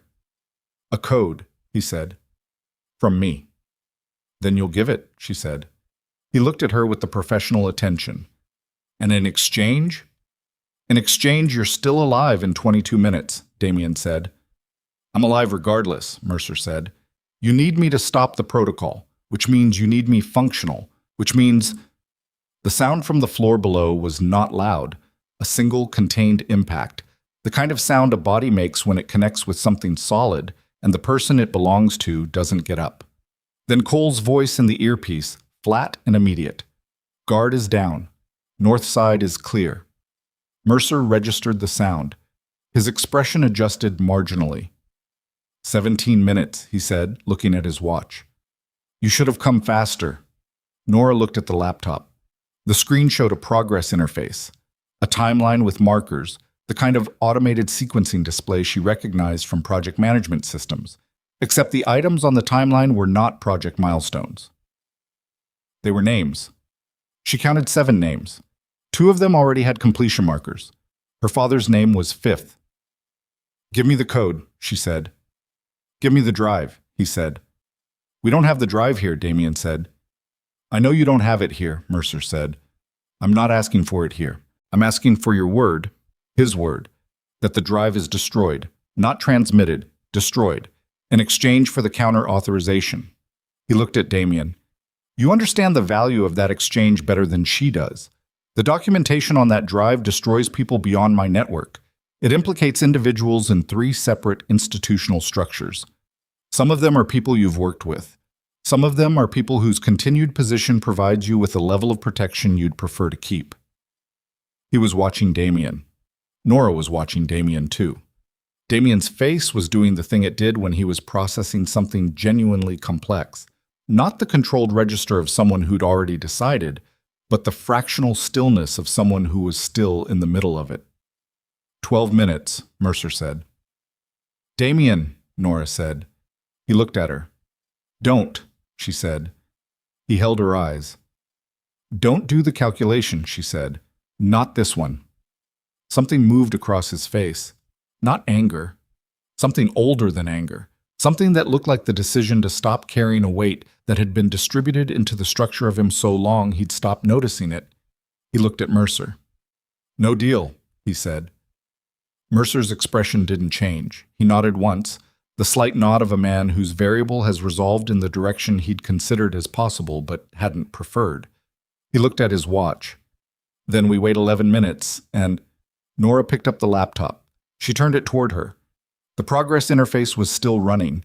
She looked at it, the architecture of it, the visual logic, the way the timeline was structured. She'd spent her adult working life reading structural systems, understanding how load-bearing elements connected to non-structural ones, identifying where the removal of a single point would cascade.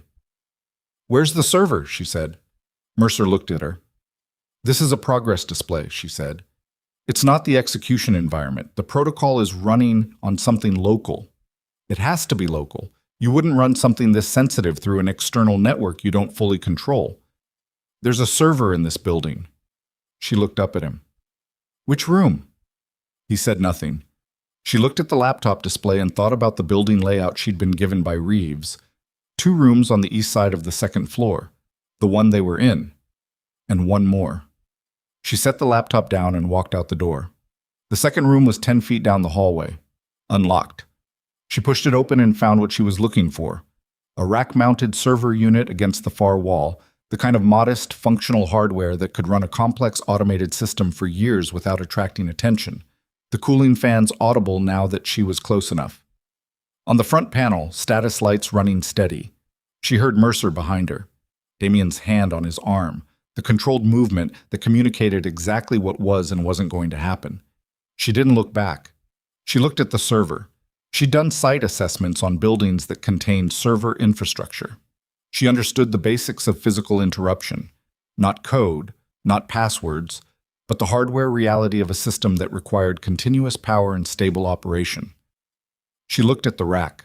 She found the power distribution unit at the bottom, a standard configuration, the kind of thing that was identical across 100 different brands because the function didn't vary. She reached for the main breaker. Wait, Mercer said from the doorway, and this time the moderate register had changed. This time it had something in it that was the closest thing to alarm she'd heard from him. She looked at him over her shoulder. Give me the code. If you cut that without the counter-authorization, the protocol, will do what? She said. Keep running? It needs power to keep running. Everything in this building needs power. She held his gaze, including whatever's talking to the external nodes. The external nodes have their own, he stopped. Cached instructions, she said, not live execution. They're receiving signals from this unit. If this unit goes down, the signal chain breaks. She looked at Damien. Reeves, is that right? Reeves's voice in the earpiece, immediate. Broadly, yes. If the central execution environment loses power mid-sequence, the external nodes will hold at their current state pending reconnection. They're not autonomous. They need confirmation signals to proceed. How long do they hold? She asked. Depends on the cache architecture. Could be minutes, could be hours. Long enough, she said. She looked at Mercer. 8 minutes, he said. His voice was still controlled, but the quality of his control had changed. It was the control of a man who was no longer in his own situation, but had moved into someone else's and was managing the adjustment. Code, she said. Or I pull the breaker and we find out together what the cache holds. Damien had Mercer's arm. She could see Mercer processing, the calculation running behind his eyes, the same methodology that had built the network, dismantled the witnesses, designed the instruments that had manufactured her father's debt and arranged her mother's death. The same machinery that had built everything now running the problem of the woman standing in front of a breaker with her hand on it. And she could see the moment the calculation resolved, not because he looked afraid, not because he looked defeated, but because he looked, for the first time, like a man who had run out of moves, the specific, exhausted recognition of someone who has spent 30 years in a room with no exits building more rooms with no exits, and has finally stepped into one he built himself. 5 minutes, she said. The code, he said, is...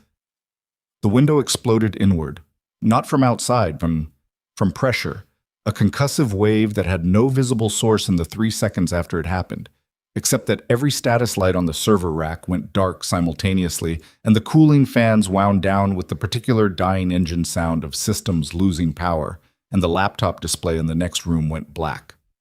In the hallway, Nora grabbed the door frame. The pressure wave had come from below, from the ground floor, from somewhere in the structure of the building, and she understood in the same instant that the guard Cole had taken down had not been the only person in the building.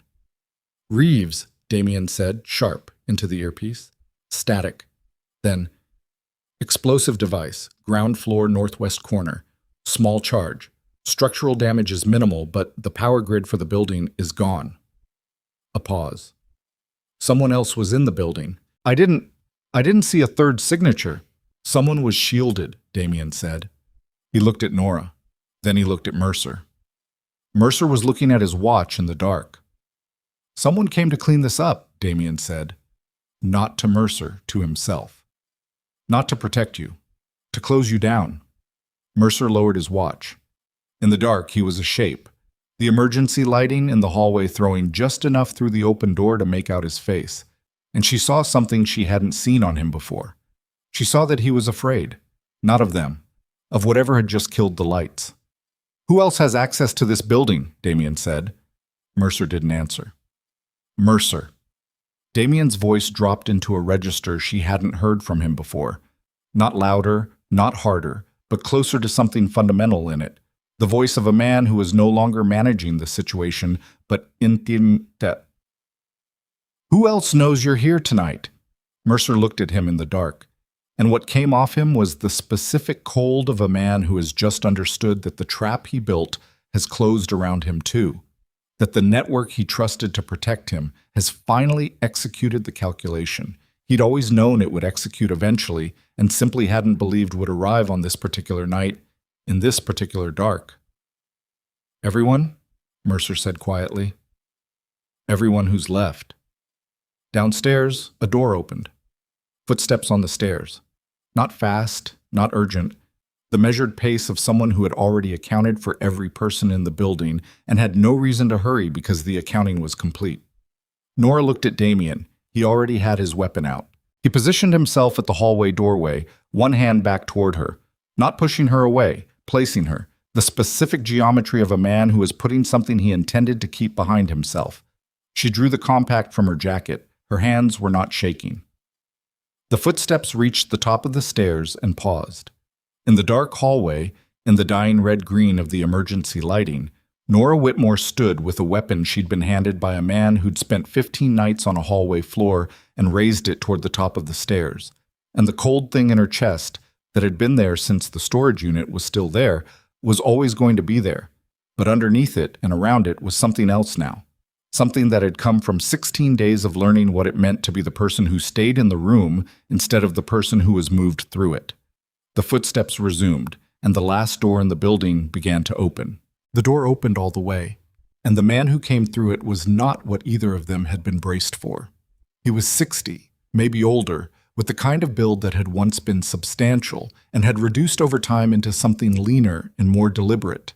Gray suit, no tie, the jacket buttoned with a precision that looked habitual. He was carrying nothing visible. He stopped in the hallway with his hands at his sides and looked at the three of them.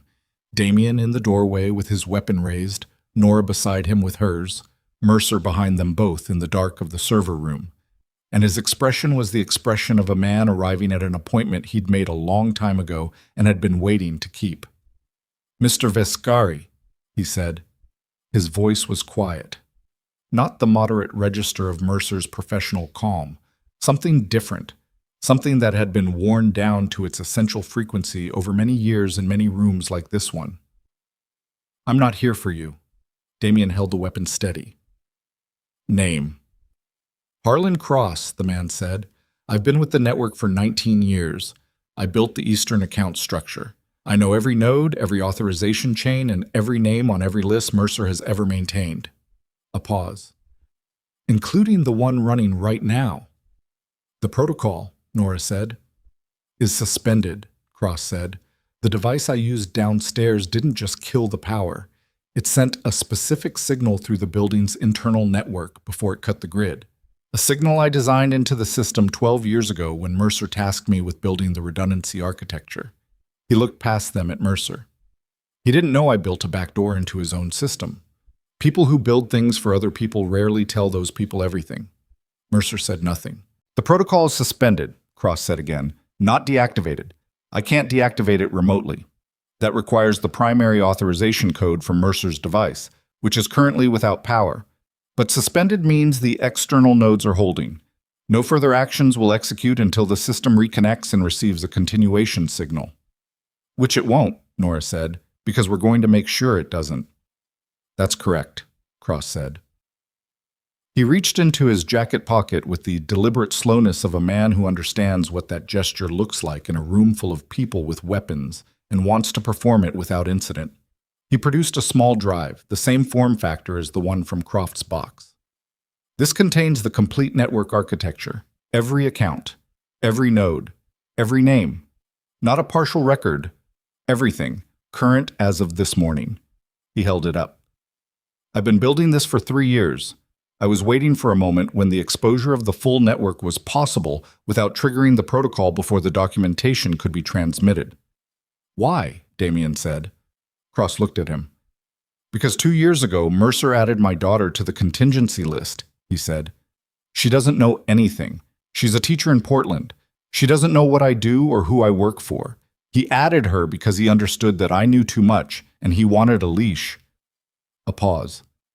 He miscalculated what a leash does to a person over time. The hallway was very quiet. Reeves's voice in the earpiece, low and careful. "I'm running the name. Cross, Harlan. It checks out.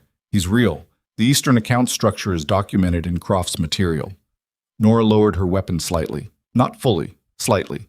She looked at Mercer. He was standing in the server room doorway with the darkness behind him and the dim emergency lighting on his face, and he was looking at Cross with the expression she now understood was what Adrian Mercer looked like when a calculation had failed completely. Not the exhausted recognition she'd seen before, but something underneath that, something that looked almost like the human being who had existed before the 30 years of architecture had been built around him and that she had not expected to see and was not sure what to do with. "Harlan," Mercer said. His voice had changed. The moderate register was gone. What was left was something older and less managed. "You didn't have to—" "Don't," Cross said, not unkindly, with the finality of someone who had been composing this moment for a long time and was not going to allow it to be revised. "Don't talk to me like I'm still in the room with you. I haven't been in that room for 2 years. You just didn't know it." Mercer closed his mouth. Cross looked at Damien. "I need your word that my daughter's name doesn't appear in whatever legal process follows from this. She has no exposure, but I need it explicit." "You have it," Damien said. "I need it from her," Cross said. He looked at Nora. She met his eyes. She understood why. She was the one with the documentation. She was the one who could authenticate the chain of custody. She was the one whose name was going to be attached to whatever came next in every legal and procedural sense. "You have it?" she said. He nodded once. He held out the drive. She took it. They were out of the building by 11:43. Mercer walked out under his own power with Cole on one side and Marsh on the other, not in handcuffs. Damien had made a decision about optics that she understood without needing it explained. The decision that a man arriving at a police facility in restraints from a private vehicle generated a specific kind of attention that would complicate the next 12 hours. Mercer walked out like a man who had decided to cooperate, and he had, because the calculation had run its course, and cooperation was the only remaining variable he could control. Cross came out separately. Reeves met him at the service entrance, and they spoke quietly for several minutes before Cross got into a different car and was taken somewhere Nora was not given the address of, which she understood was protective rather than exclusionary. She stood on the sidewalk outside the clinic and breathed the night air. Damien came and stood beside her. He didn't touch her. He stood close enough that she could feel the warmth of him in the cold air and looked at the same stretch of empty street she was looking at. "Your people in the clinic," she said. "Reeves's surveillance team. How did they miss Cross?" "He came in through the basement," Damien said. "There's a utility access point that doesn't show on the standard building plans. He designed the redundancy architecture for the whole building. He knew every entry point Mercer didn't know he knew. He'd been planning this for 3 years," she said. "Apparently, while working inside the network." Yes, she thought about that. The particular endurance of it. 3 years of building a case from inside the structure you were trying to dismantle, carrying the knowledge of what you were doing in a part of yourself that couldn't show, performing the role while the role hollowed you out. She thought about her mother doing the same thing in a different building in a different decade and felt the connection between them as something physical, something that moved through her chest with a weight she hadn't expected. "She wasn't alone," Nora said. "My mother, at the end. She had Croft." "Yes," Damien said, "and Croft had her." "Yes." "And they were still not enough," she said. "No," he said, "they weren't." She looked at the clinic building, the covered windows, the faded sign, the dark that had settled back over it now that the emergency lighting had exhausted its battery. A building that had been functional and then abandoned and then made functional again in secret for purposes that had nothing to do with what it was built for. She thought about what her mother would have made of it. She thought about the careful handwriting on the box label, the 3 words on the single sheet of paper, the precision of a woman who had understood that she was out of time and had used what time remained to leave the most accurate map she could. "She knew it was Mercer," Nora said. "She knew before she came to you." "I think she suspected strongly," Damien said. "She didn't have the documentation Cross had, but she had Croft's statement and she had the patterns she'd identified in the transaction records. She knew the architecture was being directed by someone with medical and financial access simultaneously, someone who was trusted by the people it needed to reach. But she didn't say his name," Nora said. "She only wrote 'Don't trust doctors.' Because saying his name without being able to prove it would have triggered exactly what happened anyway," Damien said. "Faster, without the documentation surviving." She absorbed that. The agonizing precision of her mother's decision. To preserve the evidence at the cost of the explicit accusation.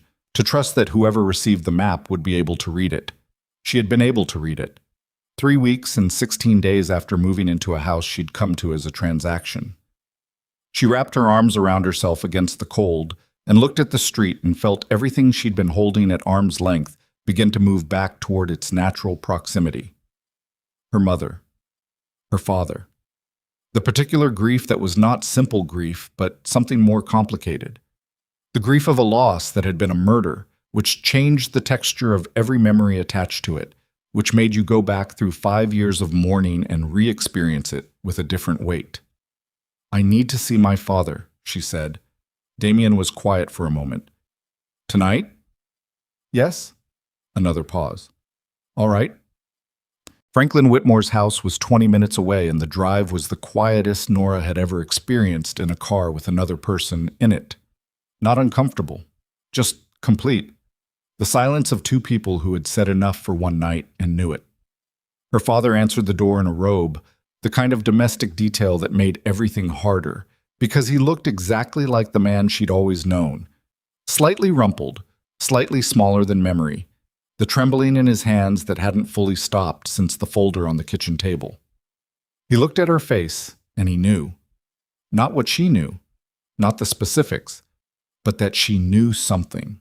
She could see him read it off her in the 3 seconds before she stepped inside. She sat down at his kitchen table. He sat across from her. Damien stayed at the door. Not in the room, at the door, which was the right call, and she was grateful for it. She looked at her father. She'd spent the drive composing something. Not what she was going to say exactly, but the order of it, the sequence that would let her get through it without either of them being destroyed before the necessary things were said. She'd gotten as far as the beginning and then stopped because the beginning was just his name. "Dad," she said. He put his hands flat on the table. The trembling was visible. "How long?" she said. He closed his eyes. "How long did you know about Mercer?" He opened them. He looked at her with the eyes of a man who had been waiting for this specific question for a very long time. Not dreading it exactly, but carrying it, the way you carry something you know will eventually have to be set down. "I didn't know what he was," he said. "Not at the beginning. He was my doctor. He was kind to your mother, and to me during a very hard time. After the firm collapsed and after she was dealing with what she'd found, Mercer was someone I trusted." "When did it change?" Nora said. He was quiet for a moment. 6 months after your mother died. He came to me. He told me." He stopped. He pressed his hands harder against the table. "He told me he knew what she'd been doing, what she'd collected. He said there were people who were looking for it, and that if those people knew I had any connection to it, I'd be in danger." "And you believed him?" "He'd been my doctor for 4 years, Franklin said. He'd sat with me in that hospital when your mother—" His voice broke at the edge. He held it. "He told me the safest thing was to let him manage the situation, to distance myself from anything connected to what she'd done. He said it was the only way to make sure they left you alone." Nora sat with that. "He used her death," she said. "He used your grief for her. He told you he was protecting you from the people who'd killed her." "I didn't know they'd killed her," Franklin said. It came out fast, raw, the unburdening of something he'd been compressing for a very long time. "I didn't know. I thought it was an accident. He never told me it wasn't an accident. If I had known—" He stopped. His hands were shaking. "Nora, if I had known what happened to her, I would not have—" "The phone calls," she said. He looked at her. "The calls to Mercer's contact numbers in the last 2 weeks," she said. "What were you telling him?" Her father's face went through something she hadn't seen on him before. Not guilt, not shame exactly, but the specific devastation of a man who is being shown the shape of his own compliance from the outside. "He told me you were in danger," Franklin said. "He said the man you'd married was using you, that you were in a situation you didn't understand. He said if I let him know how you seemed when you visited, whether you were frightened, whether you seemed to be being watched, he could help me help you." She looked at him. "He was using my visits to assess the estate's security posture," she said. Not loudly, flat. "Whether I seemed frightened meant whether I was being monitored closely. Whether I seemed watched meant whether there were visible security measures." Franklin's hands went still. The trembling stopped in the particular way it stops when the body receives information too large for ordinary processing. "I didn't know that was what he was asking," he said. "I know," she said. "Nora."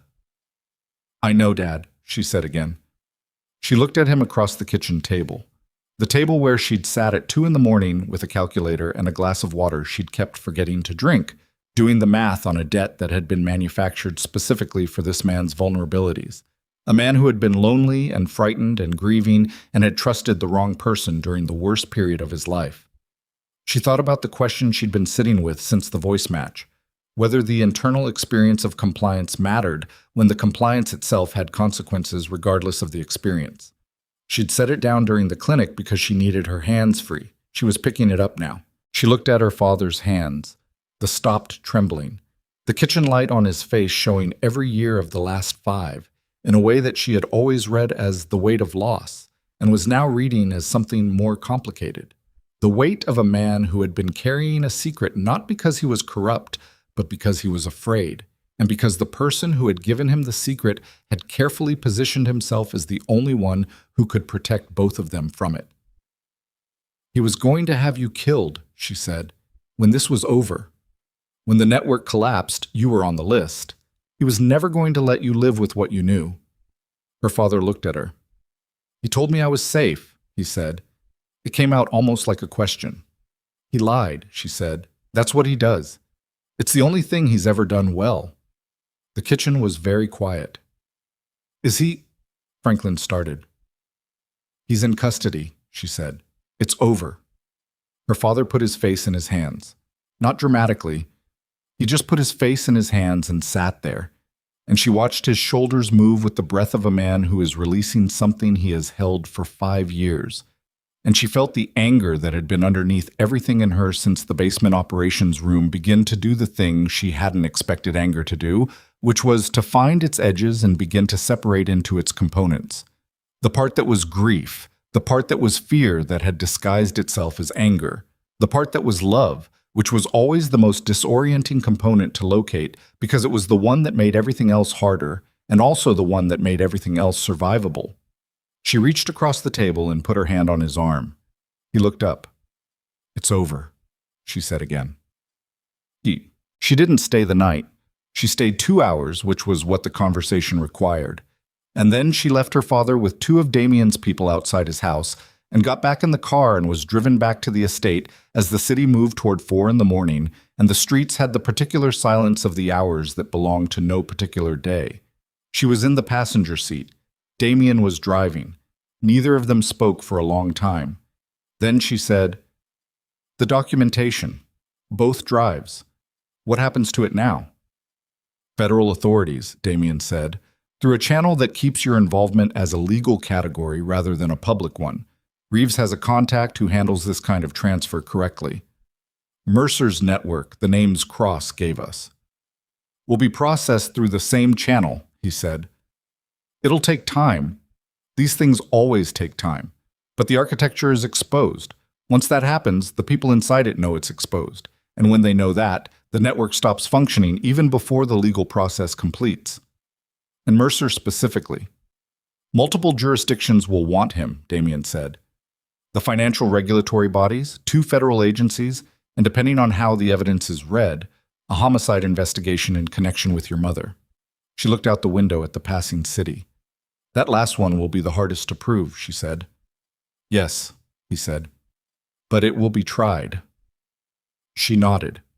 She sat with that, the imperfection of it, the way justice in practice never fully matched the shape of the harm, how the closest you could get was a legal process that acknowledged the harm existed and assigned a consequence that was always less than adequate and was still, despite that, necessary. She thought about Thomas Croft, who had spent years building a record in secret and had disappeared and whose name was on documents that might now actually mean something.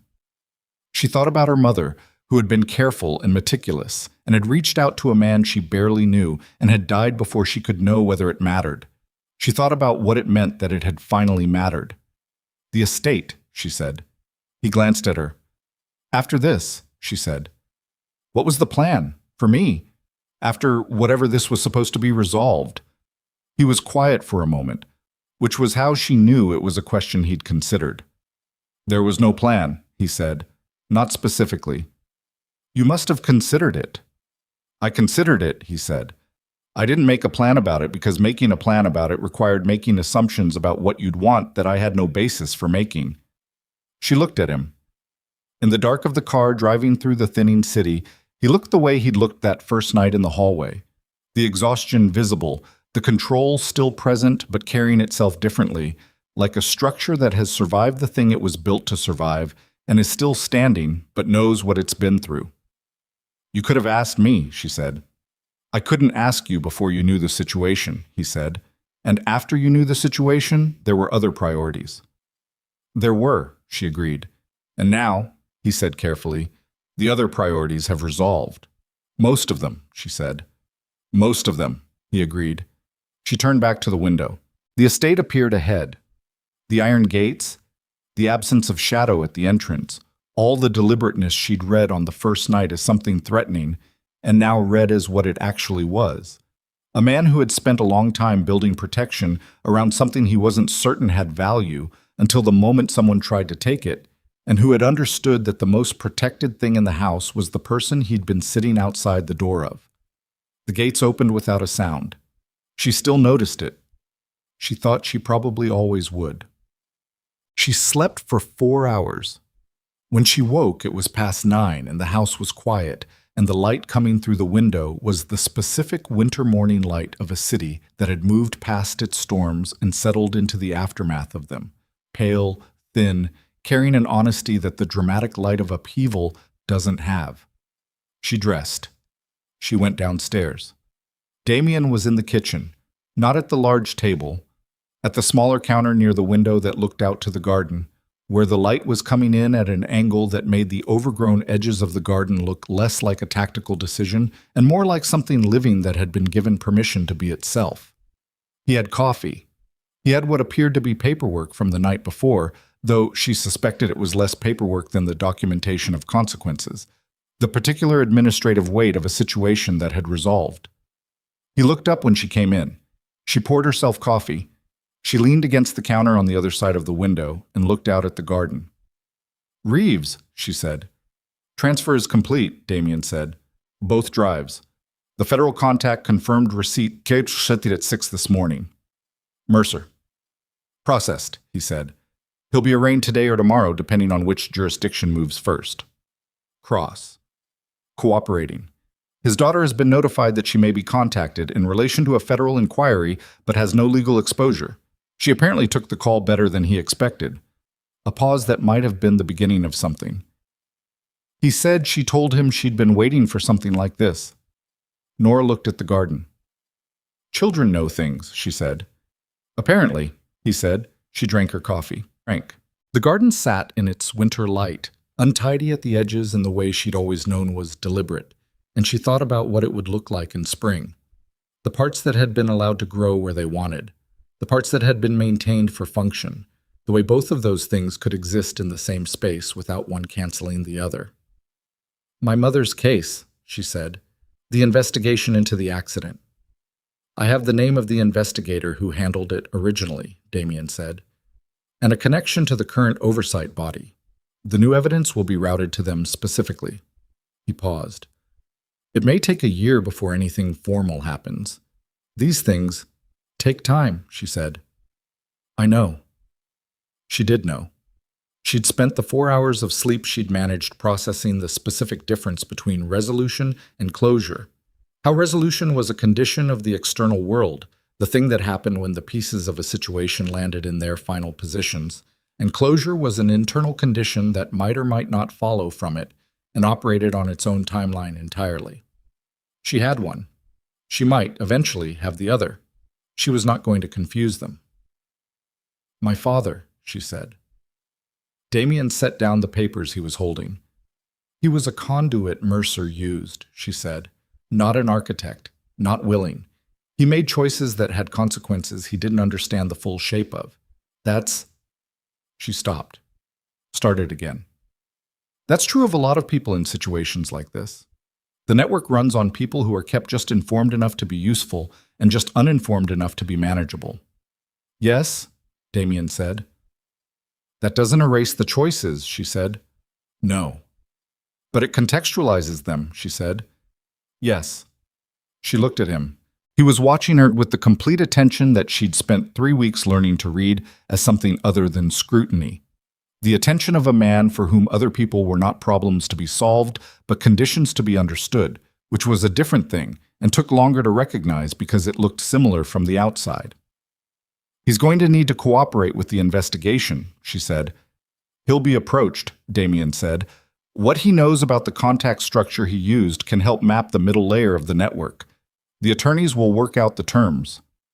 "He should have an independent lawyer," she said. "Not yours." Damien nodded. "I'll arrange an introduction." She nodded. She drank her coffee. The garden outside held its winter stillness. A bird moved through the overgrown section at the far edge. She couldn't see what kind, just the movement, the brief displacement of branches, and then the silence settling back. She thought about the dress that had been too tight across the shoulders. It was somewhere in the wardrobe upstairs. She hadn't worn it again after the first night. She thought about the overnight bag she'd brought and the 3 boxes that had been transferred from her apartment, which she'd opened and arranged in the room with the methodical focus of someone performing the actions of a life without fully inhabiting them yet, not knowing what she was inhabiting or whether inhabiting it was a permanent condition or a temporary one. She thought about 16 days of learning how to read a man by the quality of his silences. "I want to see the rest of the house," she said. He looked at her. "The parts I wasn't invited to see," she said. "The basement, the operations rooms, whatever else is in the east wing that isn't a bedroom." She held his gaze. "I want to understand where I've been living." He was quiet for a moment. Then he set the papers down fully and stood up. "All right," he said. He showed her the house. It took 2 hours. Not because it was so large, though it was large, but because he walked her through it the way someone walks you through something they know well and have decided to stop keeping to themselves, pointing out not just the rooms but the logic of them, the decisions behind the security architecture. The 2 rooms in the basement that were dedicated to communications infrastructure and that she'd been kept away from not as a matter of secrecy, but because the systems in them produced a specific kind of electromagnetic interference that had given him headaches for the first 6 months until Reeves had adjusted the shielding. He showed her the tunnel that ran from the east wing to a structure at the outer boundary of the garden that she'd thought was a storage outbuilding, and that was, in fact, an emergency exit point. He showed her the room off the west corridor that she'd never been able to account for in her spatial mapping of the house, and that turned out to be where he slept. Not the primary bedroom, which she'd always understood had been his by original function, and which he'd apparently vacated at some point before she arrived without mentioning it, but a smaller room with the functional quality of everything he chose for himself. A bed, a lamp, a window, books in the same organizational logic as the library, a chair by the window that had been sat in many times. She stood in the doorway and looked at it. "You gave me the main bedroom," she said. "Yes," he said. "Because it has the best sightlines from the exterior," she said. "Partly," he said. She looked at the chair by the window, the wear on it, the books within reach, the lamp angled in a way that suggested someone who read late. "And partly," she said. He looked at her from the doorway beside her, not far, the house quiet around them. "And partly," he said, "because I wanted you to have the best room." She looked at him. She thought about what trust actually was. Not the word, not the concept, but the physical reality of it, the thing that happened in the body when you stopped bracing. She thought about the first night in the hallway, the gun on the floor beside his hand, the pale gray eyes that had said, "Go back to sleep," and had meant something else entirely. She thought about every night since, the same ritual, the same vanishing before she woke, the same distance maintained with a care that had never read as indifference, but had taken her this long to understand the source of. She understood it now. He had been giving her time to arrive at her own conclusions, not directing her, not managing her, not moving her through the situation the way she'd originally understood herself to be moved, giving her the room and the library and the corridor access and the silence, and waiting to see what she did with them. And she had done what she always did with space and access and time, which was to use them to map the structure she was inside and find her own position in it. He had known she would.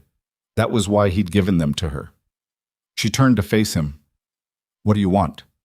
she said. "Not from the situation, not from the documentation or the network or whatever comes next legally. From this." She gestured between them, a small gesture contained. "What do you actually want?" He looked at her for a long moment. The exhaustion was still there, still visible in the set of his shoulders, and she thought it probably wouldn't fully leave for a long time. A man who had been running a particular kind of vigil doesn't stop running it overnight, even after the emergency has passed. The body holds the posture of what it's been doing. "I want you to stay," he said. "Not I want you here. Not the possessive structure, the object in place. I want you to stay," which required a decision from her, which acknowledged that the decision was hers to make, which was the whole difference. She looked at him. She thought about her apartment, which had been sublet and would need to be recovered or let go. She thought about her father, who would need time and legal process, and the slow reconstruction of a relationship that had just been fundamentally altered. She thought about her work, which had been interrupted and could be resumed, a practice she'd never fully built but had always intended to, the architectural training she'd put away when the firm collapsed and hadn't yet taken back out. She thought about the garden below the window, the overgrown edges, the clear sight lines, both things coexisting in the same space.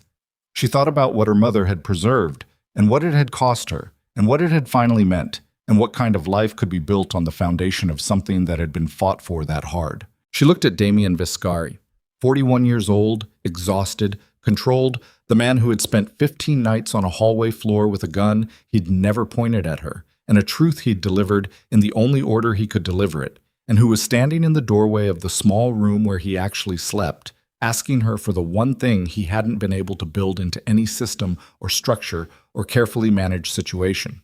She reached out and took his hand. Not because she owed him anything, she was clear on that. The debt was her father's, had been manufactured, had been the mechanism rather than the truth. She took his hand because she had reached the end of all her calculations, and this was what remained when the calculations were done. His hand was warm. He closed it around hers with the same precision he brought to everything. Deliberate, no more force than necessary. The grip of someone who knows the difference between holding and containing. "All right," she said. Outside, the winter morning held its pale, honest light over the garden and the city beyond it, and all the ordinary places where ordinary things were already happening. Coffee being made and cars pulling out of driveways, and a woman walking a dog past a building that had been a medical clinic for 30 years and was now something else. Something that would be understood differently by the people who walked past it for the rest of their lives, even if they never knew exactly why. Inside the house, Nora Whitmore stood in a doorway with her hand in the hand of a man she had arrived at through the particular and irreversible process of understanding him. And she did not think about the future, which was still shapeless, or the past, which was still bleeding in places, or the thousand things that would need to be done and said and processed in the days that were coming. She thought about her mother's handwriting, the careful precision of it, the box labeled with a single letter. She thought about what it meant to preserve something so that someone else could find it later. She thought about what she intended to preserve. The house was quiet. The light came in at its winter angle. She held on.